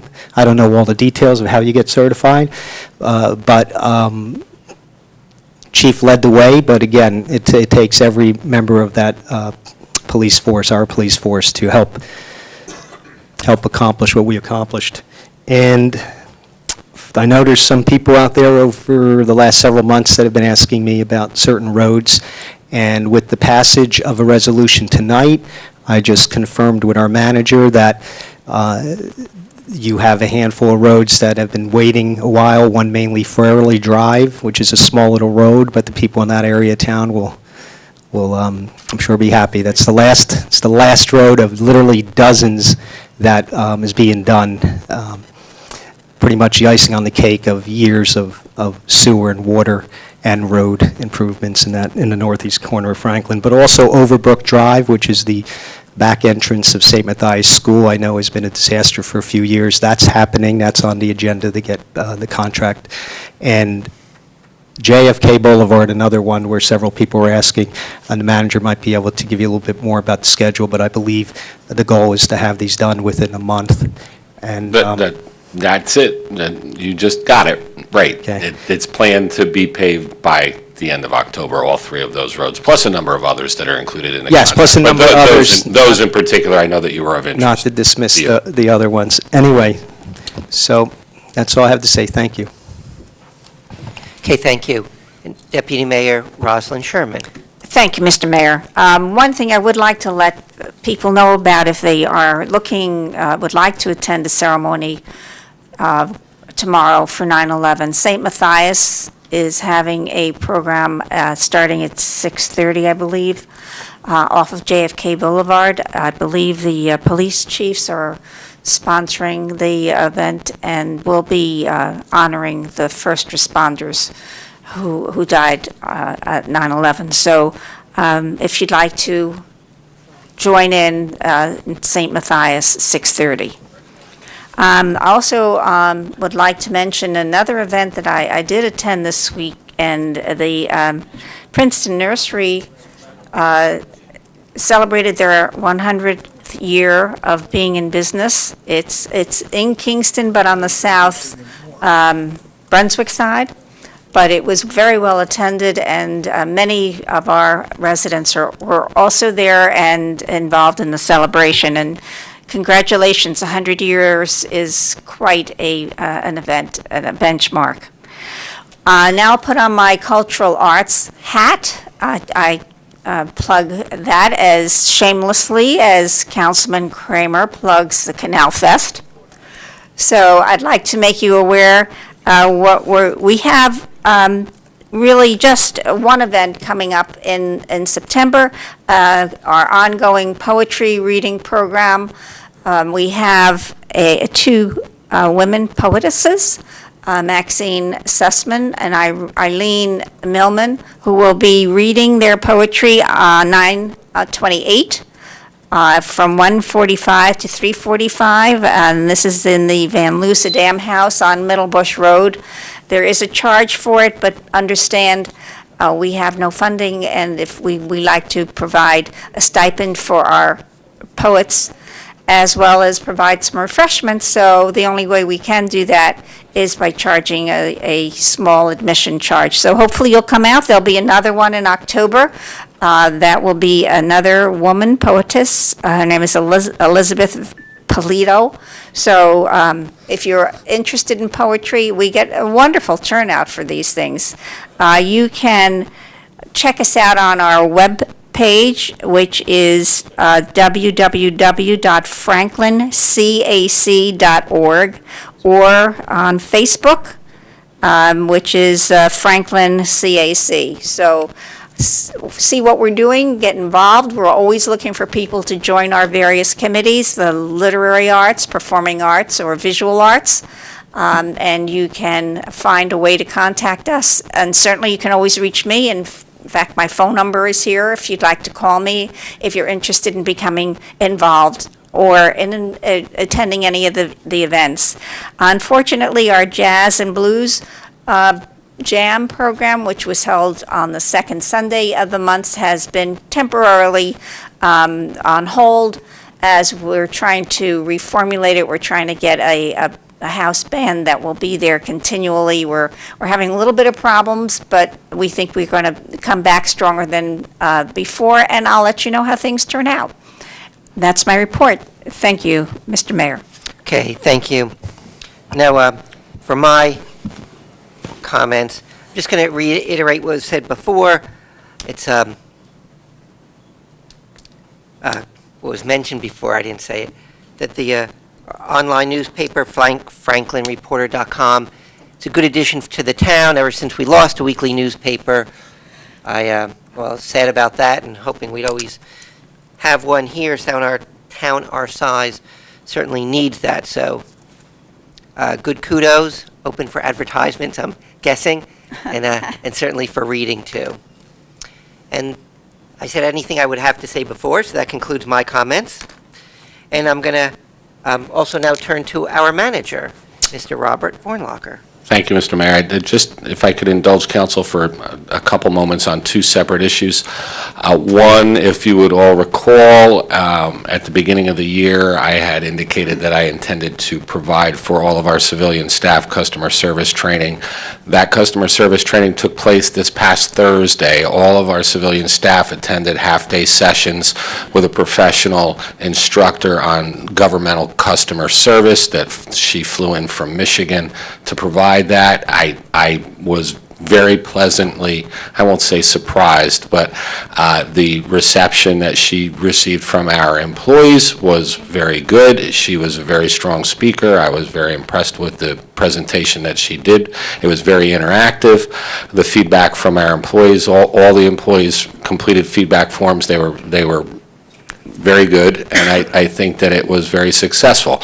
I just wanted to acknowledge the administration committee, and in particular, in this particular case, Councilwoman Francois, who she may not recall this, but actually one of the ideas that she gave me when I was putting this program together, as it turns out, was one of the things that was also suggested that we do, and we will now do by the instructor, and that's that we now need to institute some form of acknowledgement to the employees who are actually following through with what they learned in this program, and just recognize them for doing a good job when they do it. And so the training was for department heads on down, so all the employees received it, so that's where we will now take the customer service training to the next step, which would be a recognition program for employees.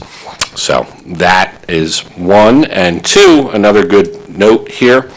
This morning I had the pleasure of receiving this plaque, which I hold in front of me here, which is the New Jersey Smart Workplaces Recognition Program for New Jersey's finest companies. It is the Gold Award for 2013 for Franklin Township for outstanding achievement in creating programs that provide and promote commuting options for employees. This is in conjunction with Somerset County RideWise.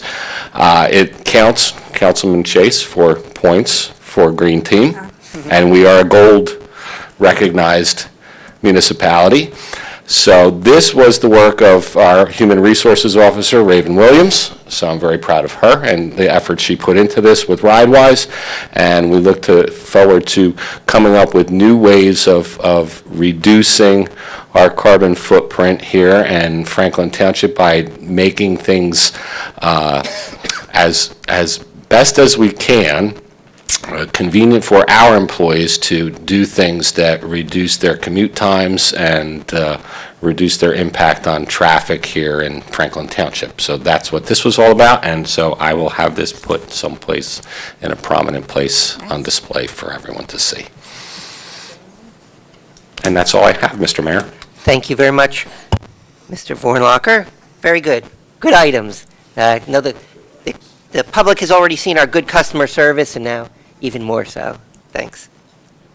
So now we come to item number 11 on the agenda.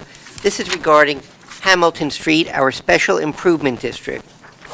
It comes in 4 parts, but what we will not be voting on is the budget. That's already been voted on and passed. There's going to be 4 items, but in 2 parts. One is a technical correction on some of the lot numbers in a previous one we passed. There will be a public hearing. I'll ask if you want to speak on that, and we're certainly glad to hear you, but it'll pertain to that particular ordinance. Then the second part, again, in 2 pieces, is approving the assessment roll, meaning these are the properties which will be in the special improvement district and thus be assessed the fee. Again, it's not changing the budget or anything like that, just approving those particular properties. So I'm going to do public hearing, meaning you can speak on the item, and then first the technical correction, and then a public hearing on the second part, which is the assessment roll, and then council will vote on the assessment roll. And after that, we'll go on to a regular business. Okay, so first is item 11A, public hearing on ordinance number 4036-13. This is an ordinance amending the properties that's wrong. No, that is. An ordinance amending the properties contained in the Hamilton Street Business Community Special Improvement District as created by ordinance number 3540 entitled, quote, an ordinance of the Township of Franklin, County of Somerset, and State of New Jersey, creating a special improvement district for the Township of Franklin, Hamilton Street Business Community, unquote.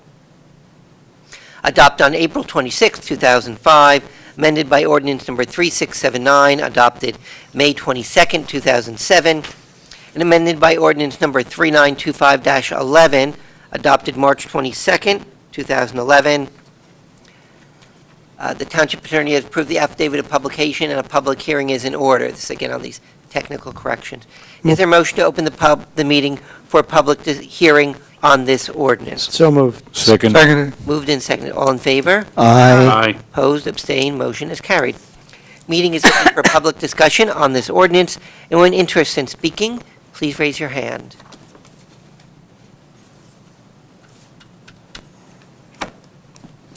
Mayor, I motion to close the public portion of the hearing. Seconded. Moved and seconded. All in favor? Aye.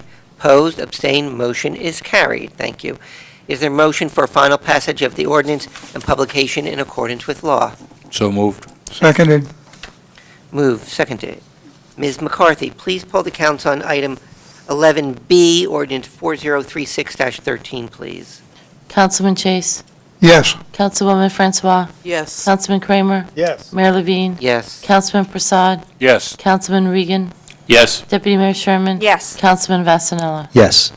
Motion is carried. Okay, now the second 2 parts, 11C and D, or 11.3 and 4, as your agenda may be numbered, is for approving the assessment roll, which properties are in there. And first, we're going to have a public hearing. So if you want to speak on it, this is the time. Then the council will go to vote on those. So this is item 11C, public hearing on FY 2014 Hamilton Street SID Special Improvement District Assessment Roll. Is there a motion to open the meeting for a public hearing on the fiscal year 2014 Hamilton Street SID Assessment Roll? So moved. Second. Moved and seconded. All in favor? Aye. Opposed? Abstained? Motion is carried. Meeting is open for anyone who wants to speak on this ordinance. Anyone who wishes to speak, please raise your hand. Seeing no one come forward, Mayor, motion to close the public portion. Seconded. Moved and seconded. All in favor? Aye. Opposed? Abstained? Motion is carried. Okay, public hearing is closed on this ordinance. Thank you. Is there a motion, closed on this resolution? This is Resolution 13-394. Is there a motion for adoption of fiscal year 2014 Hamilton Street Special Improvement District Assessment Roll? This resolution is presented to the Township Council for adoption. Motion for adoption? So moved. Seconded. Moved and seconded. Ms. McCarthy, please poll the council on item 11D, Resolution 13-394, please. Councilman Chase, Yes. Councilwoman Francois, Yes. Councilman Kramer, Yes. Mayor Levine, Yes. Councilman Prasad, Yes. Councilman Regan, Yes? Deputy Mayor Sherman. Yes. Councilman Vasanella. Yes. Okay, motion is carried. Thank you very much. Do a lot of these votes for Hamilton Street, I guess legally we've got to break it in ponies. Familiar, I can't recall. So next we have item number 12, council discussion items, of which we have one. There's a food bank request for a temporary food fee waiver. Ms. McCarthy or Mr. Bornlocker, were you going to give us Food the bank. gist of that? I'm sorry, could you? The food bank waiver? The food bank waiver, right? And Pardon me. as far as the mobile food vendors are concerned, each individual mobile food vendor is required to pay $75 fee to the township. It's being requested by the organizers of the Canal Fest event, which is the food bank, that the council waive that $75 per vendor fee so that they can actually get food vendors to come out. The anticipation is that there won't be a tremendous profit for those food vendors if they don't get a waiver from the fee, and they are requesting that at this point. The food bank is. Would they be making a So- donation to the food bank, the vendors? I think what and I'm not going to speak for the food bank here, but I think that what we're looking at here is the event is kind of contingent on things being there, and if they can't draw the food vendors to the event because there's such a fee for them to come in for one day, that it kind of keeps those types of vendors away, and then the event suffers as a result of that. So, but I certainly can't say one way or the other, Councilman, whether or not the food vendors will be making a donation to the food bank. That was not discussed.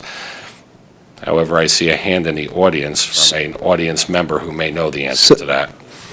Councilman Vasanella? So basically, the food bank will benefit.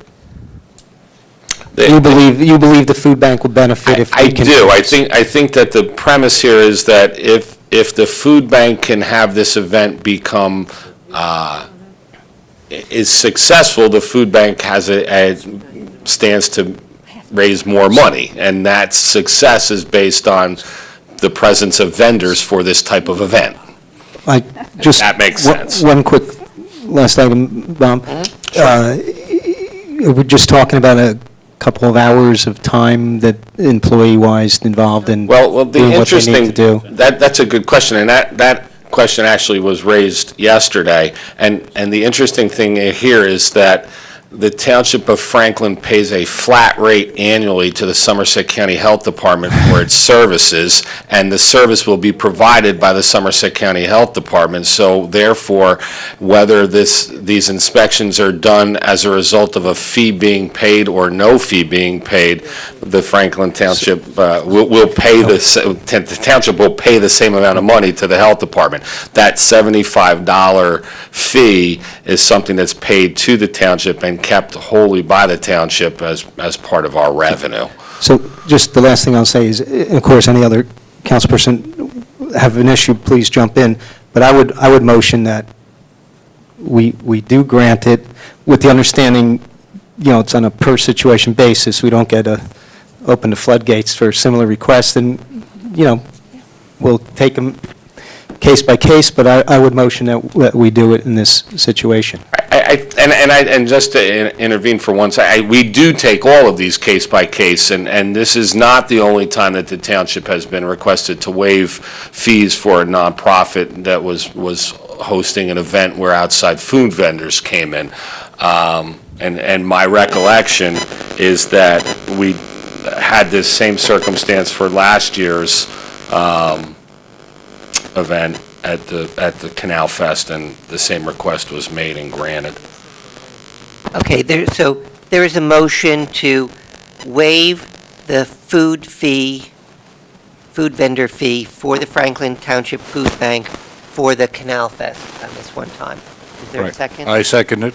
Okay, second by Councilman Prasad, discussion? Deputy Mayor Sherman? It's on the same subject, but let's vote on this first, and then I'll bring forward a thought on these issues. Okay. Anything else as far as this goes?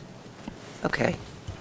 Ms. McCarthy, please poll the council on waiving of the food vendor fee for the food bank at the Canal Fest, please, on this one occasion. Food vendor fee, thank you. Councilman Chase? Yes. Councilwoman Francois? Yes. Councilman Kramer? Mayor Levine? Yes. Councilman Prasad? Yes. Councilman Regan? Yes. Deputy Mayor Sherman? Yes. Councilman Vasanella? Yes. Okay, motion is carried. So, Mayor Sherman? just a comment, having put on an event for the Cultural Arts Council, we had difficulty getting food vendors because we didn't go and ask for a waiver. It never occurred to us to go and ask for a waiver. I will definitely ask for the waiver next year, I can assure you. But I do, want to suggest the potential of maybe a two-tier pricing charge situation, because nonprofits are just not in a position to absorb, the costs, or the vendors won't come because we don't have the same kind of crowds that some of the other events do. So when you charge a food vendor $75 and they're doing ice cream, or they're going to sell a lot of ice cream to cover just the basic cost. But if, $25 might not be such a big deal, at least you'll make some profit on it, or it is a profit since there is no cost to us. But it won't be quite as much of a hardship. But I definitely tell you, I'm coming for the waiver unless you come up with a fee that makes sense. Can I say something, Mayor? Okay, I just going to ask our attorney, Ms. Raynon, to weigh in, and then we'll go to Councilwoman Francois. Thank you. I think this is an item, for potential discussion. Always remember, however, that fees, the basis for fees is the township's cost to administer the program. So when you if you create a two-tier fee in which certain groups of people don't pay a fee and others do, you leave yourself open to the group that's paying the fee coming in and saying, well, since I'm a for-profit and I sell ice cream and they're working at a not-for-profit event and they do the same thing I do, why is it different to administer my fee than their fee? So while I understand, on occasion us granting waivers like we have, we should think long and hard before we start to say, well, we're not going to charge any not-for-profit. Anytime that there's an event that's run by a not-for-profit, we're not going to charge these fees, because we may put the whole fee structure in jeopardy. It's just a thought. Okay, thank you for that. Councilwoman Francois? Well, I was just going to piggyback on what our township attorney said. This is a request from the food bank that is feeding people, and they have not-for-profit status. Correct. So it's a little different than the Cultural Arts Committee. It's a little different than We Could the People that would come and ask for a waiver. So I think this is a very, very specific type of a request for a waiver. And we're not setting a precedence for this because of the meaning of what they're trying to do. Yeah, we have waived it for the seniors, I can tell you that. I don't want to jeopardize their ability to get that, but we have waived it. And so it's either, maybe we need to rethink this whole policy, and it is not for now, but something for the admin committee to perhaps take out as an agenda item. Councilman Chase?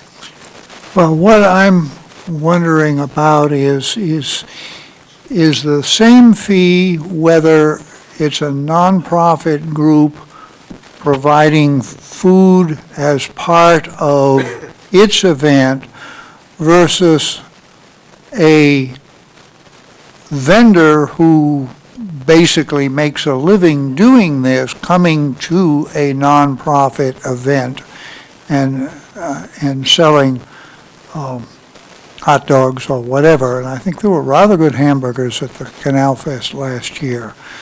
But I'm almost thinking we ought to have three tiers. One would be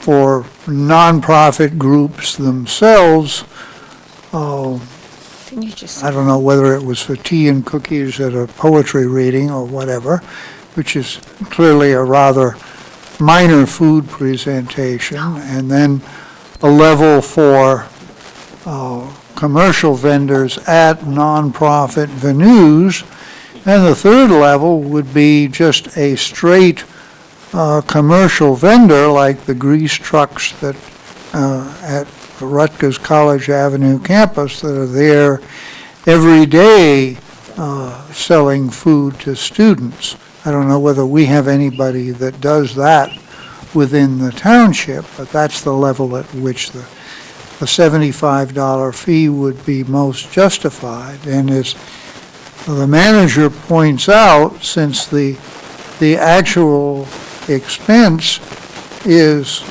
the inspection of these, whatever the operation is, it's carried out by the county health department, and we're paying a flat fee for that. The expense of an individual inspection is at least decoupled from the fee that we pay. Certainly, if we collect fees, it goes towards that overall payment to the county health department, but it's not as if we had to collect a fee for each individual inspection because we were charged for each individual inspection. I'm sorry if I've made it more complicated. I think it really suggests that we go away and think about this some more. But I agree that, particularly for a nonprofit group who are themselves serving food as part of an event, the fee should be as low as possible. Okay. Then again, from our attorney, Mr. Rainone, to give us insight, and then Councilman Kramer. I want to make sure we're talking about if the Girl Scouts are having a bake sale and they all make cupcakes and they sell them, they're not being charged this fee. It's not covered by that. So that's not what we're talking about here. What we're talking about is a vendor. In this case, it's actually temporary food establishment. So it's a restaurant who wants to come to this event, set up a grill, and sell food. And they're going to get paid for their food, and that's a for-profit business. What the food bank wants to do is encourage more of those people to be there, because it will encourage more of the people to be at the event, so that they will go to the places where they're generating money that will go to the food bank. But I want to make sure that each one of the people who are paying, you understand that each one of the people who would otherwise have been paying these fees are not-for-profits. So that's not what we're talking about. We're not talking about the food bank going someplace to cook food and we're charging them. So the only difference here and food trucks at Rutgers on College Avenue is the fact that we're trying to help out a not-for-profit who's running an event who would like to encourage as many of the grease trucks to come as possible, because the grease trucks are the draw for people who will come and then do whatever else it is that the food bank is doing in terms of generating money. So that's what we're talking about. So I just want to make sure that is what we are talking about here, and there may be a different fee structure, and that different fee structure may have to do with how it is that you permit these types of events, and that we can talk about.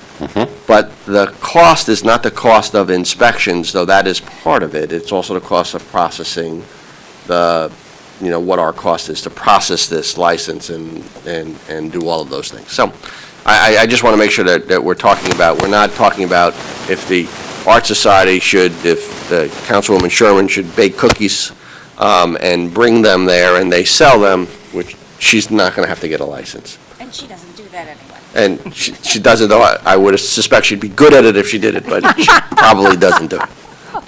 Thank you. Thank you. Councilman Kramer? Thank you, Mr. Mayor. So first, I'd like to explain why I abstained. It's probably pretty obvious because of my intimate relationship with the Canal Fest. I thought I could not be involved. I think someone's... Yeah, it's Lou's mic, right. Okay. So anyway, Yeah, and it stopped. again, because I thought I might not be impartial about that vote, I removed myself and abstained. The other point to answer Mr. Vassinella's question is every vendor there pays the Canal Fest organization a certain amount to be there. That money goes to defray the costs, and they are considerable, of having the Canal Fest. All the money left over after the Canal Fest goes to the food bank. So in a sense, the vendors are donating, if you will, or at least contributing to the food bank in some way. Okay, and from my take on the discussion, we're, my primary focus as sitting on this body is to deliver service at a good price to my constituents.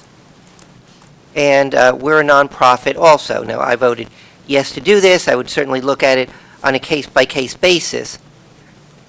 However, I view all of our money in a closed system. If I waive it for someone, again, which I don't mind sometimes, I'm getting it from someone else. Could we put our budget together and don't say I am going to use $75 or $100 or $1,000 less because I took it from somewhere else? It's a closed system. So when we do this, I think everyone was saying it's got to be a careful kind of system, a case-by-case, and maybe very specific. This is just me personally. My initial reaction is always to say no unless someone gives me a good reason to say yes. In this case, I did. Anyone else on this? Okay, thank you. So now we go to item number 13, approval of the minutes, of which we do not have any this meeting. Then we go to number 14, approval of the warrants. So, warrants in the amount of $12,844,998.00 on September 10th, 2013, are presented to the Township Council for payment. Is there a motion to pay the warrants as read? So moved. Second. Moved and seconded. Ms. McCarthy, please poll the council on payment of the warrants. Councilman Chase? Yes. Councilwoman Francois? Yes. Councilman Kramer? Yes. Mayor Levine? Yes. Councilman Prasad? Yes. Councilman Regan? Yes. Deputy Mayor Sherman? Yes. Councilman Vasanella? Yes. Okay, motion is carried. We now have some ordinance hearings. Usually, an ordinance is voted on twice before it goes into law. We have one vote, and then usually the next meeting or two, it's voted on a second time. At that second vote, the public has a chance to speak about that particular ordinance. And after that public discussion, we vote on a second time. If it passes that second time, then it goes into law. So we've got 3 items which are second readings, and then after that there'll be one which is a first reading. So on each of these, I'll ask if someone wants to speak on these particular ordinances. So the first is 15A, Ordinance 4033-13, a bond ordinance amending Bond Ordinance Number 3852, final adoption on October 27, 2009, entitled, quote, Bond Ordinance providing for the construction of an interconnection with the City of New Brunswick for the water utility of the Township of Franklin in the County of Somerset, State of New Jersey, known as the Township, unquote, appropriating $750,000 therefore, and authorizing the issuance of $750,000 bonds or notes of the water utility of the township to finance the costs thereof. Okay, I made a mistake. That's where the unquote goes, right at this point. To amend the description thereof and to increase the appropriation and the authorization of bonds and notes therein by $430,000. This is basically a bond ordinance, $430,000. It's for furthering our interconnection of water with New Brunswick, the City of New Brunswick. The primary reason we're doing this is because the Board of Public Utilities, the BPU, has told us we need increased capacity based on all of their criteria.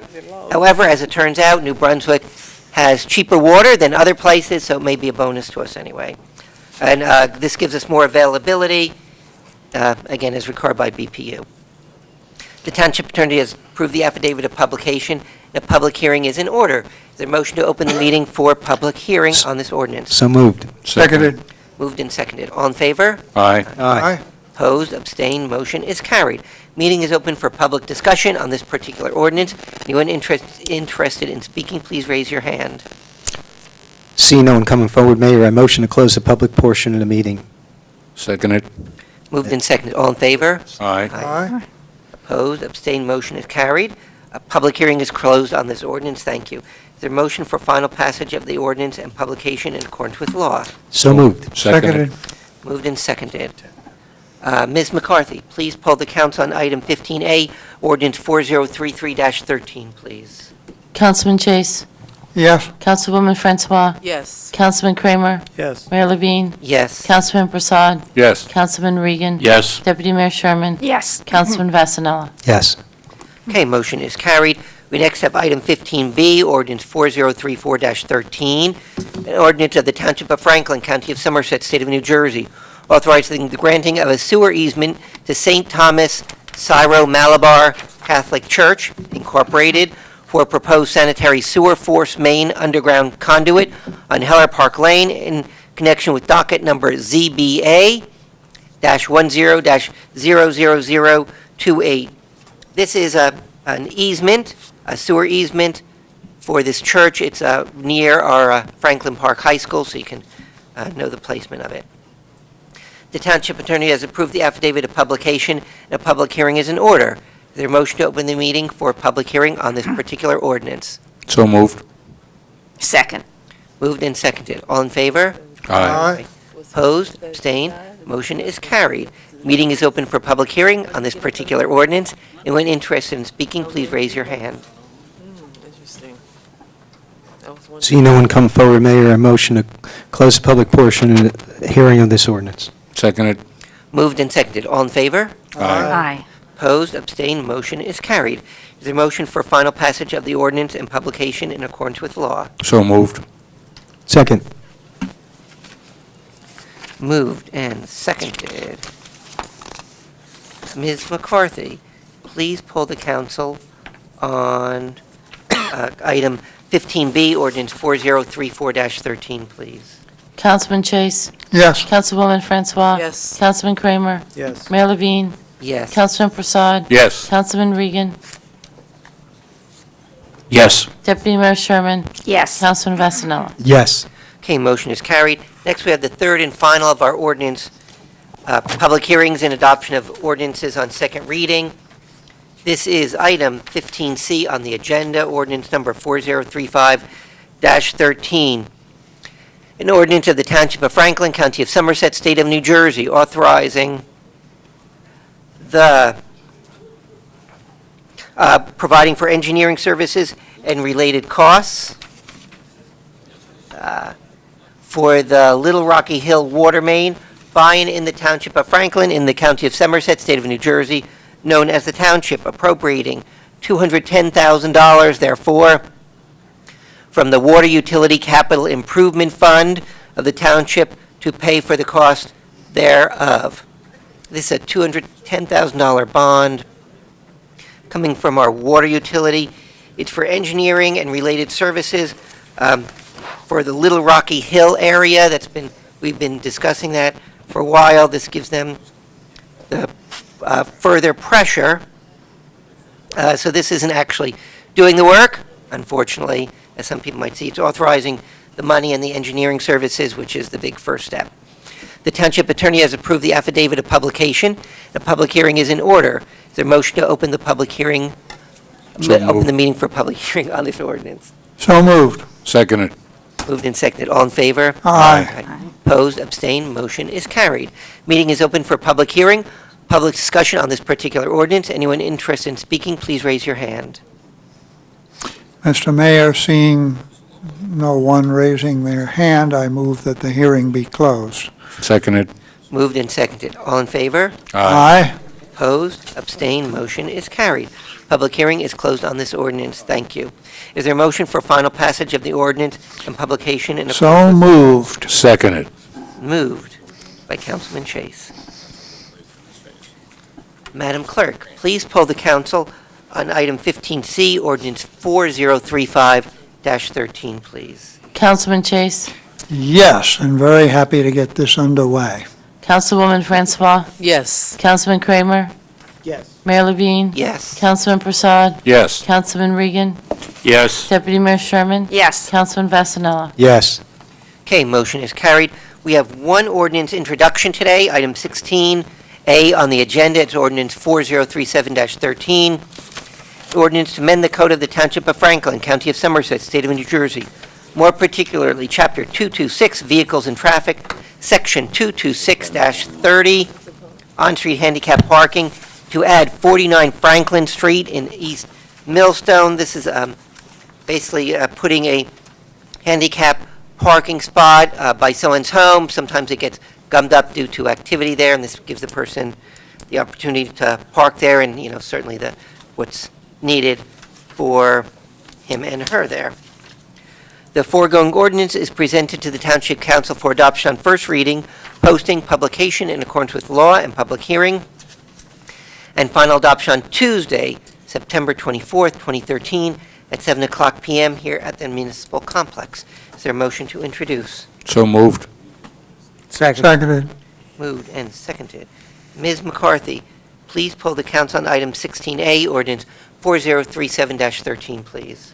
Councilman Chase. Yes. Councilwoman Francois. Yes. Councilman Kramer. Yes. Mayor Levine. Yes. Councilman Prasad. Yes. Councilman Regan. Yes. Deputy Mayor Sherman. Yes. Councilman Vasanella. Yes. Okay, motion is carried. Next, we have number 17, our consent agenda. The consent agenda 14. are items of generally a routine nature that the council can vote on at one time. It is any council person's prerogative to have anything taken off for a separate vote. However, so we have items 17A through 17AI. They're listed on the consent agenda portion of this meeting, and they're presented to the Township Council for adoption. Motion for the consent agenda or discussion? Motion for the consent agenda. Seconded. Moved and seconded. And one thing I'll note, usually before we go into executive session, which we will do in a little while, I say that the subject of executive session is where we meet in private. When those items no longer need to be private, those minutes will be made public. And item Q on the agenda authorizes the release of certain executive session minutes because they no longer need to be made private. So just to point that out. If no further discussion, Ms. McCarthy, please poll the council on the consent agenda, 17A through 17AI, please. Councilman Chase. Yes. Councilwoman Francois. Yes. Councilman Kramer. Yep. Mayor Levine. Yes. Councilman Prasad. Yes. Councilman Regan. Yes. Deputy Mayor Sherman. Yes. Councilman Vasanella. Yes. Okay, motion is carried. Next, we have item 18, resolutions voted on separately, of which we do not have any this evening. And we have old business, 2013 boards and commissions vacancies. Are there nominations for any of these? Mr. Levine. Yes, Councilman Kramer? is that- So we have before us a letter from the Honorable John Clyde, I believe at one point Mayor Clyde, Councilman Clyde, and my friend, who is resigning the Trails Advisory Committee strictly for the purpose of leaving an opening for Jim, I'll pronounce it incorrectly, excuse me, Kolegowski, who, if you remember last time, we had two people vying for the position on Trails, and we voted for one because there was one opening. This makes an opening for that other person. We'd already seen his resume or application before us, so I am nominating Jim Kolegowski for the... Jim. I want Jim. He's my man. And I'll just take it that that's a acceptance of Mayor Clyde's. Oh, yes, resignation and, yeah, Okay. all rolled in one. Good point. Okay. And is there a second? Second it. Okay, and it's, I'll personally say with, kind of like you said, deep, heavy heart regret accepting Mr. Clyde's resignation, though I know he's going to be involved. He's Yeah. going to come to the meetings anyway, Okay. so. Okay, good. He's also still very involved with the Millstone Raritan Flood Commission that Yeah. the township is. Okay, are there any other nominations for the Trails Committee? Okay, all in favor of accepting Mayor Clyde's resignation and accepting the nomination of Jim Kuligowski for the Trails Advisory Committee, please say aye. Aye. Aye. Former mayor. We don't want to think that our Opposed? mayors resign, Yeah, okay, yes, better be careful. former mayor and former councilman. Once upon a time, mayor. What's that? Okay, thanks for that. Okay, all opposed, abstain, congratulations, Mr. Kuligowski, thank you, and thank you for the stepping down graciously, Mr. Clyde. Any other nominations? Okay, no, and another resignation, I'm not sure if it came, everyone, I just saw it. Mr. Chip Hoover resigned from the library board due to work considerations. Okay, so now we have our executive session. And as I alluded a little while ago, executive session is when the council meets in private. And they can meet in private, we can meet in private only under certain circumstances, such as personnel matters, attorney-client privilege, contract negotiations.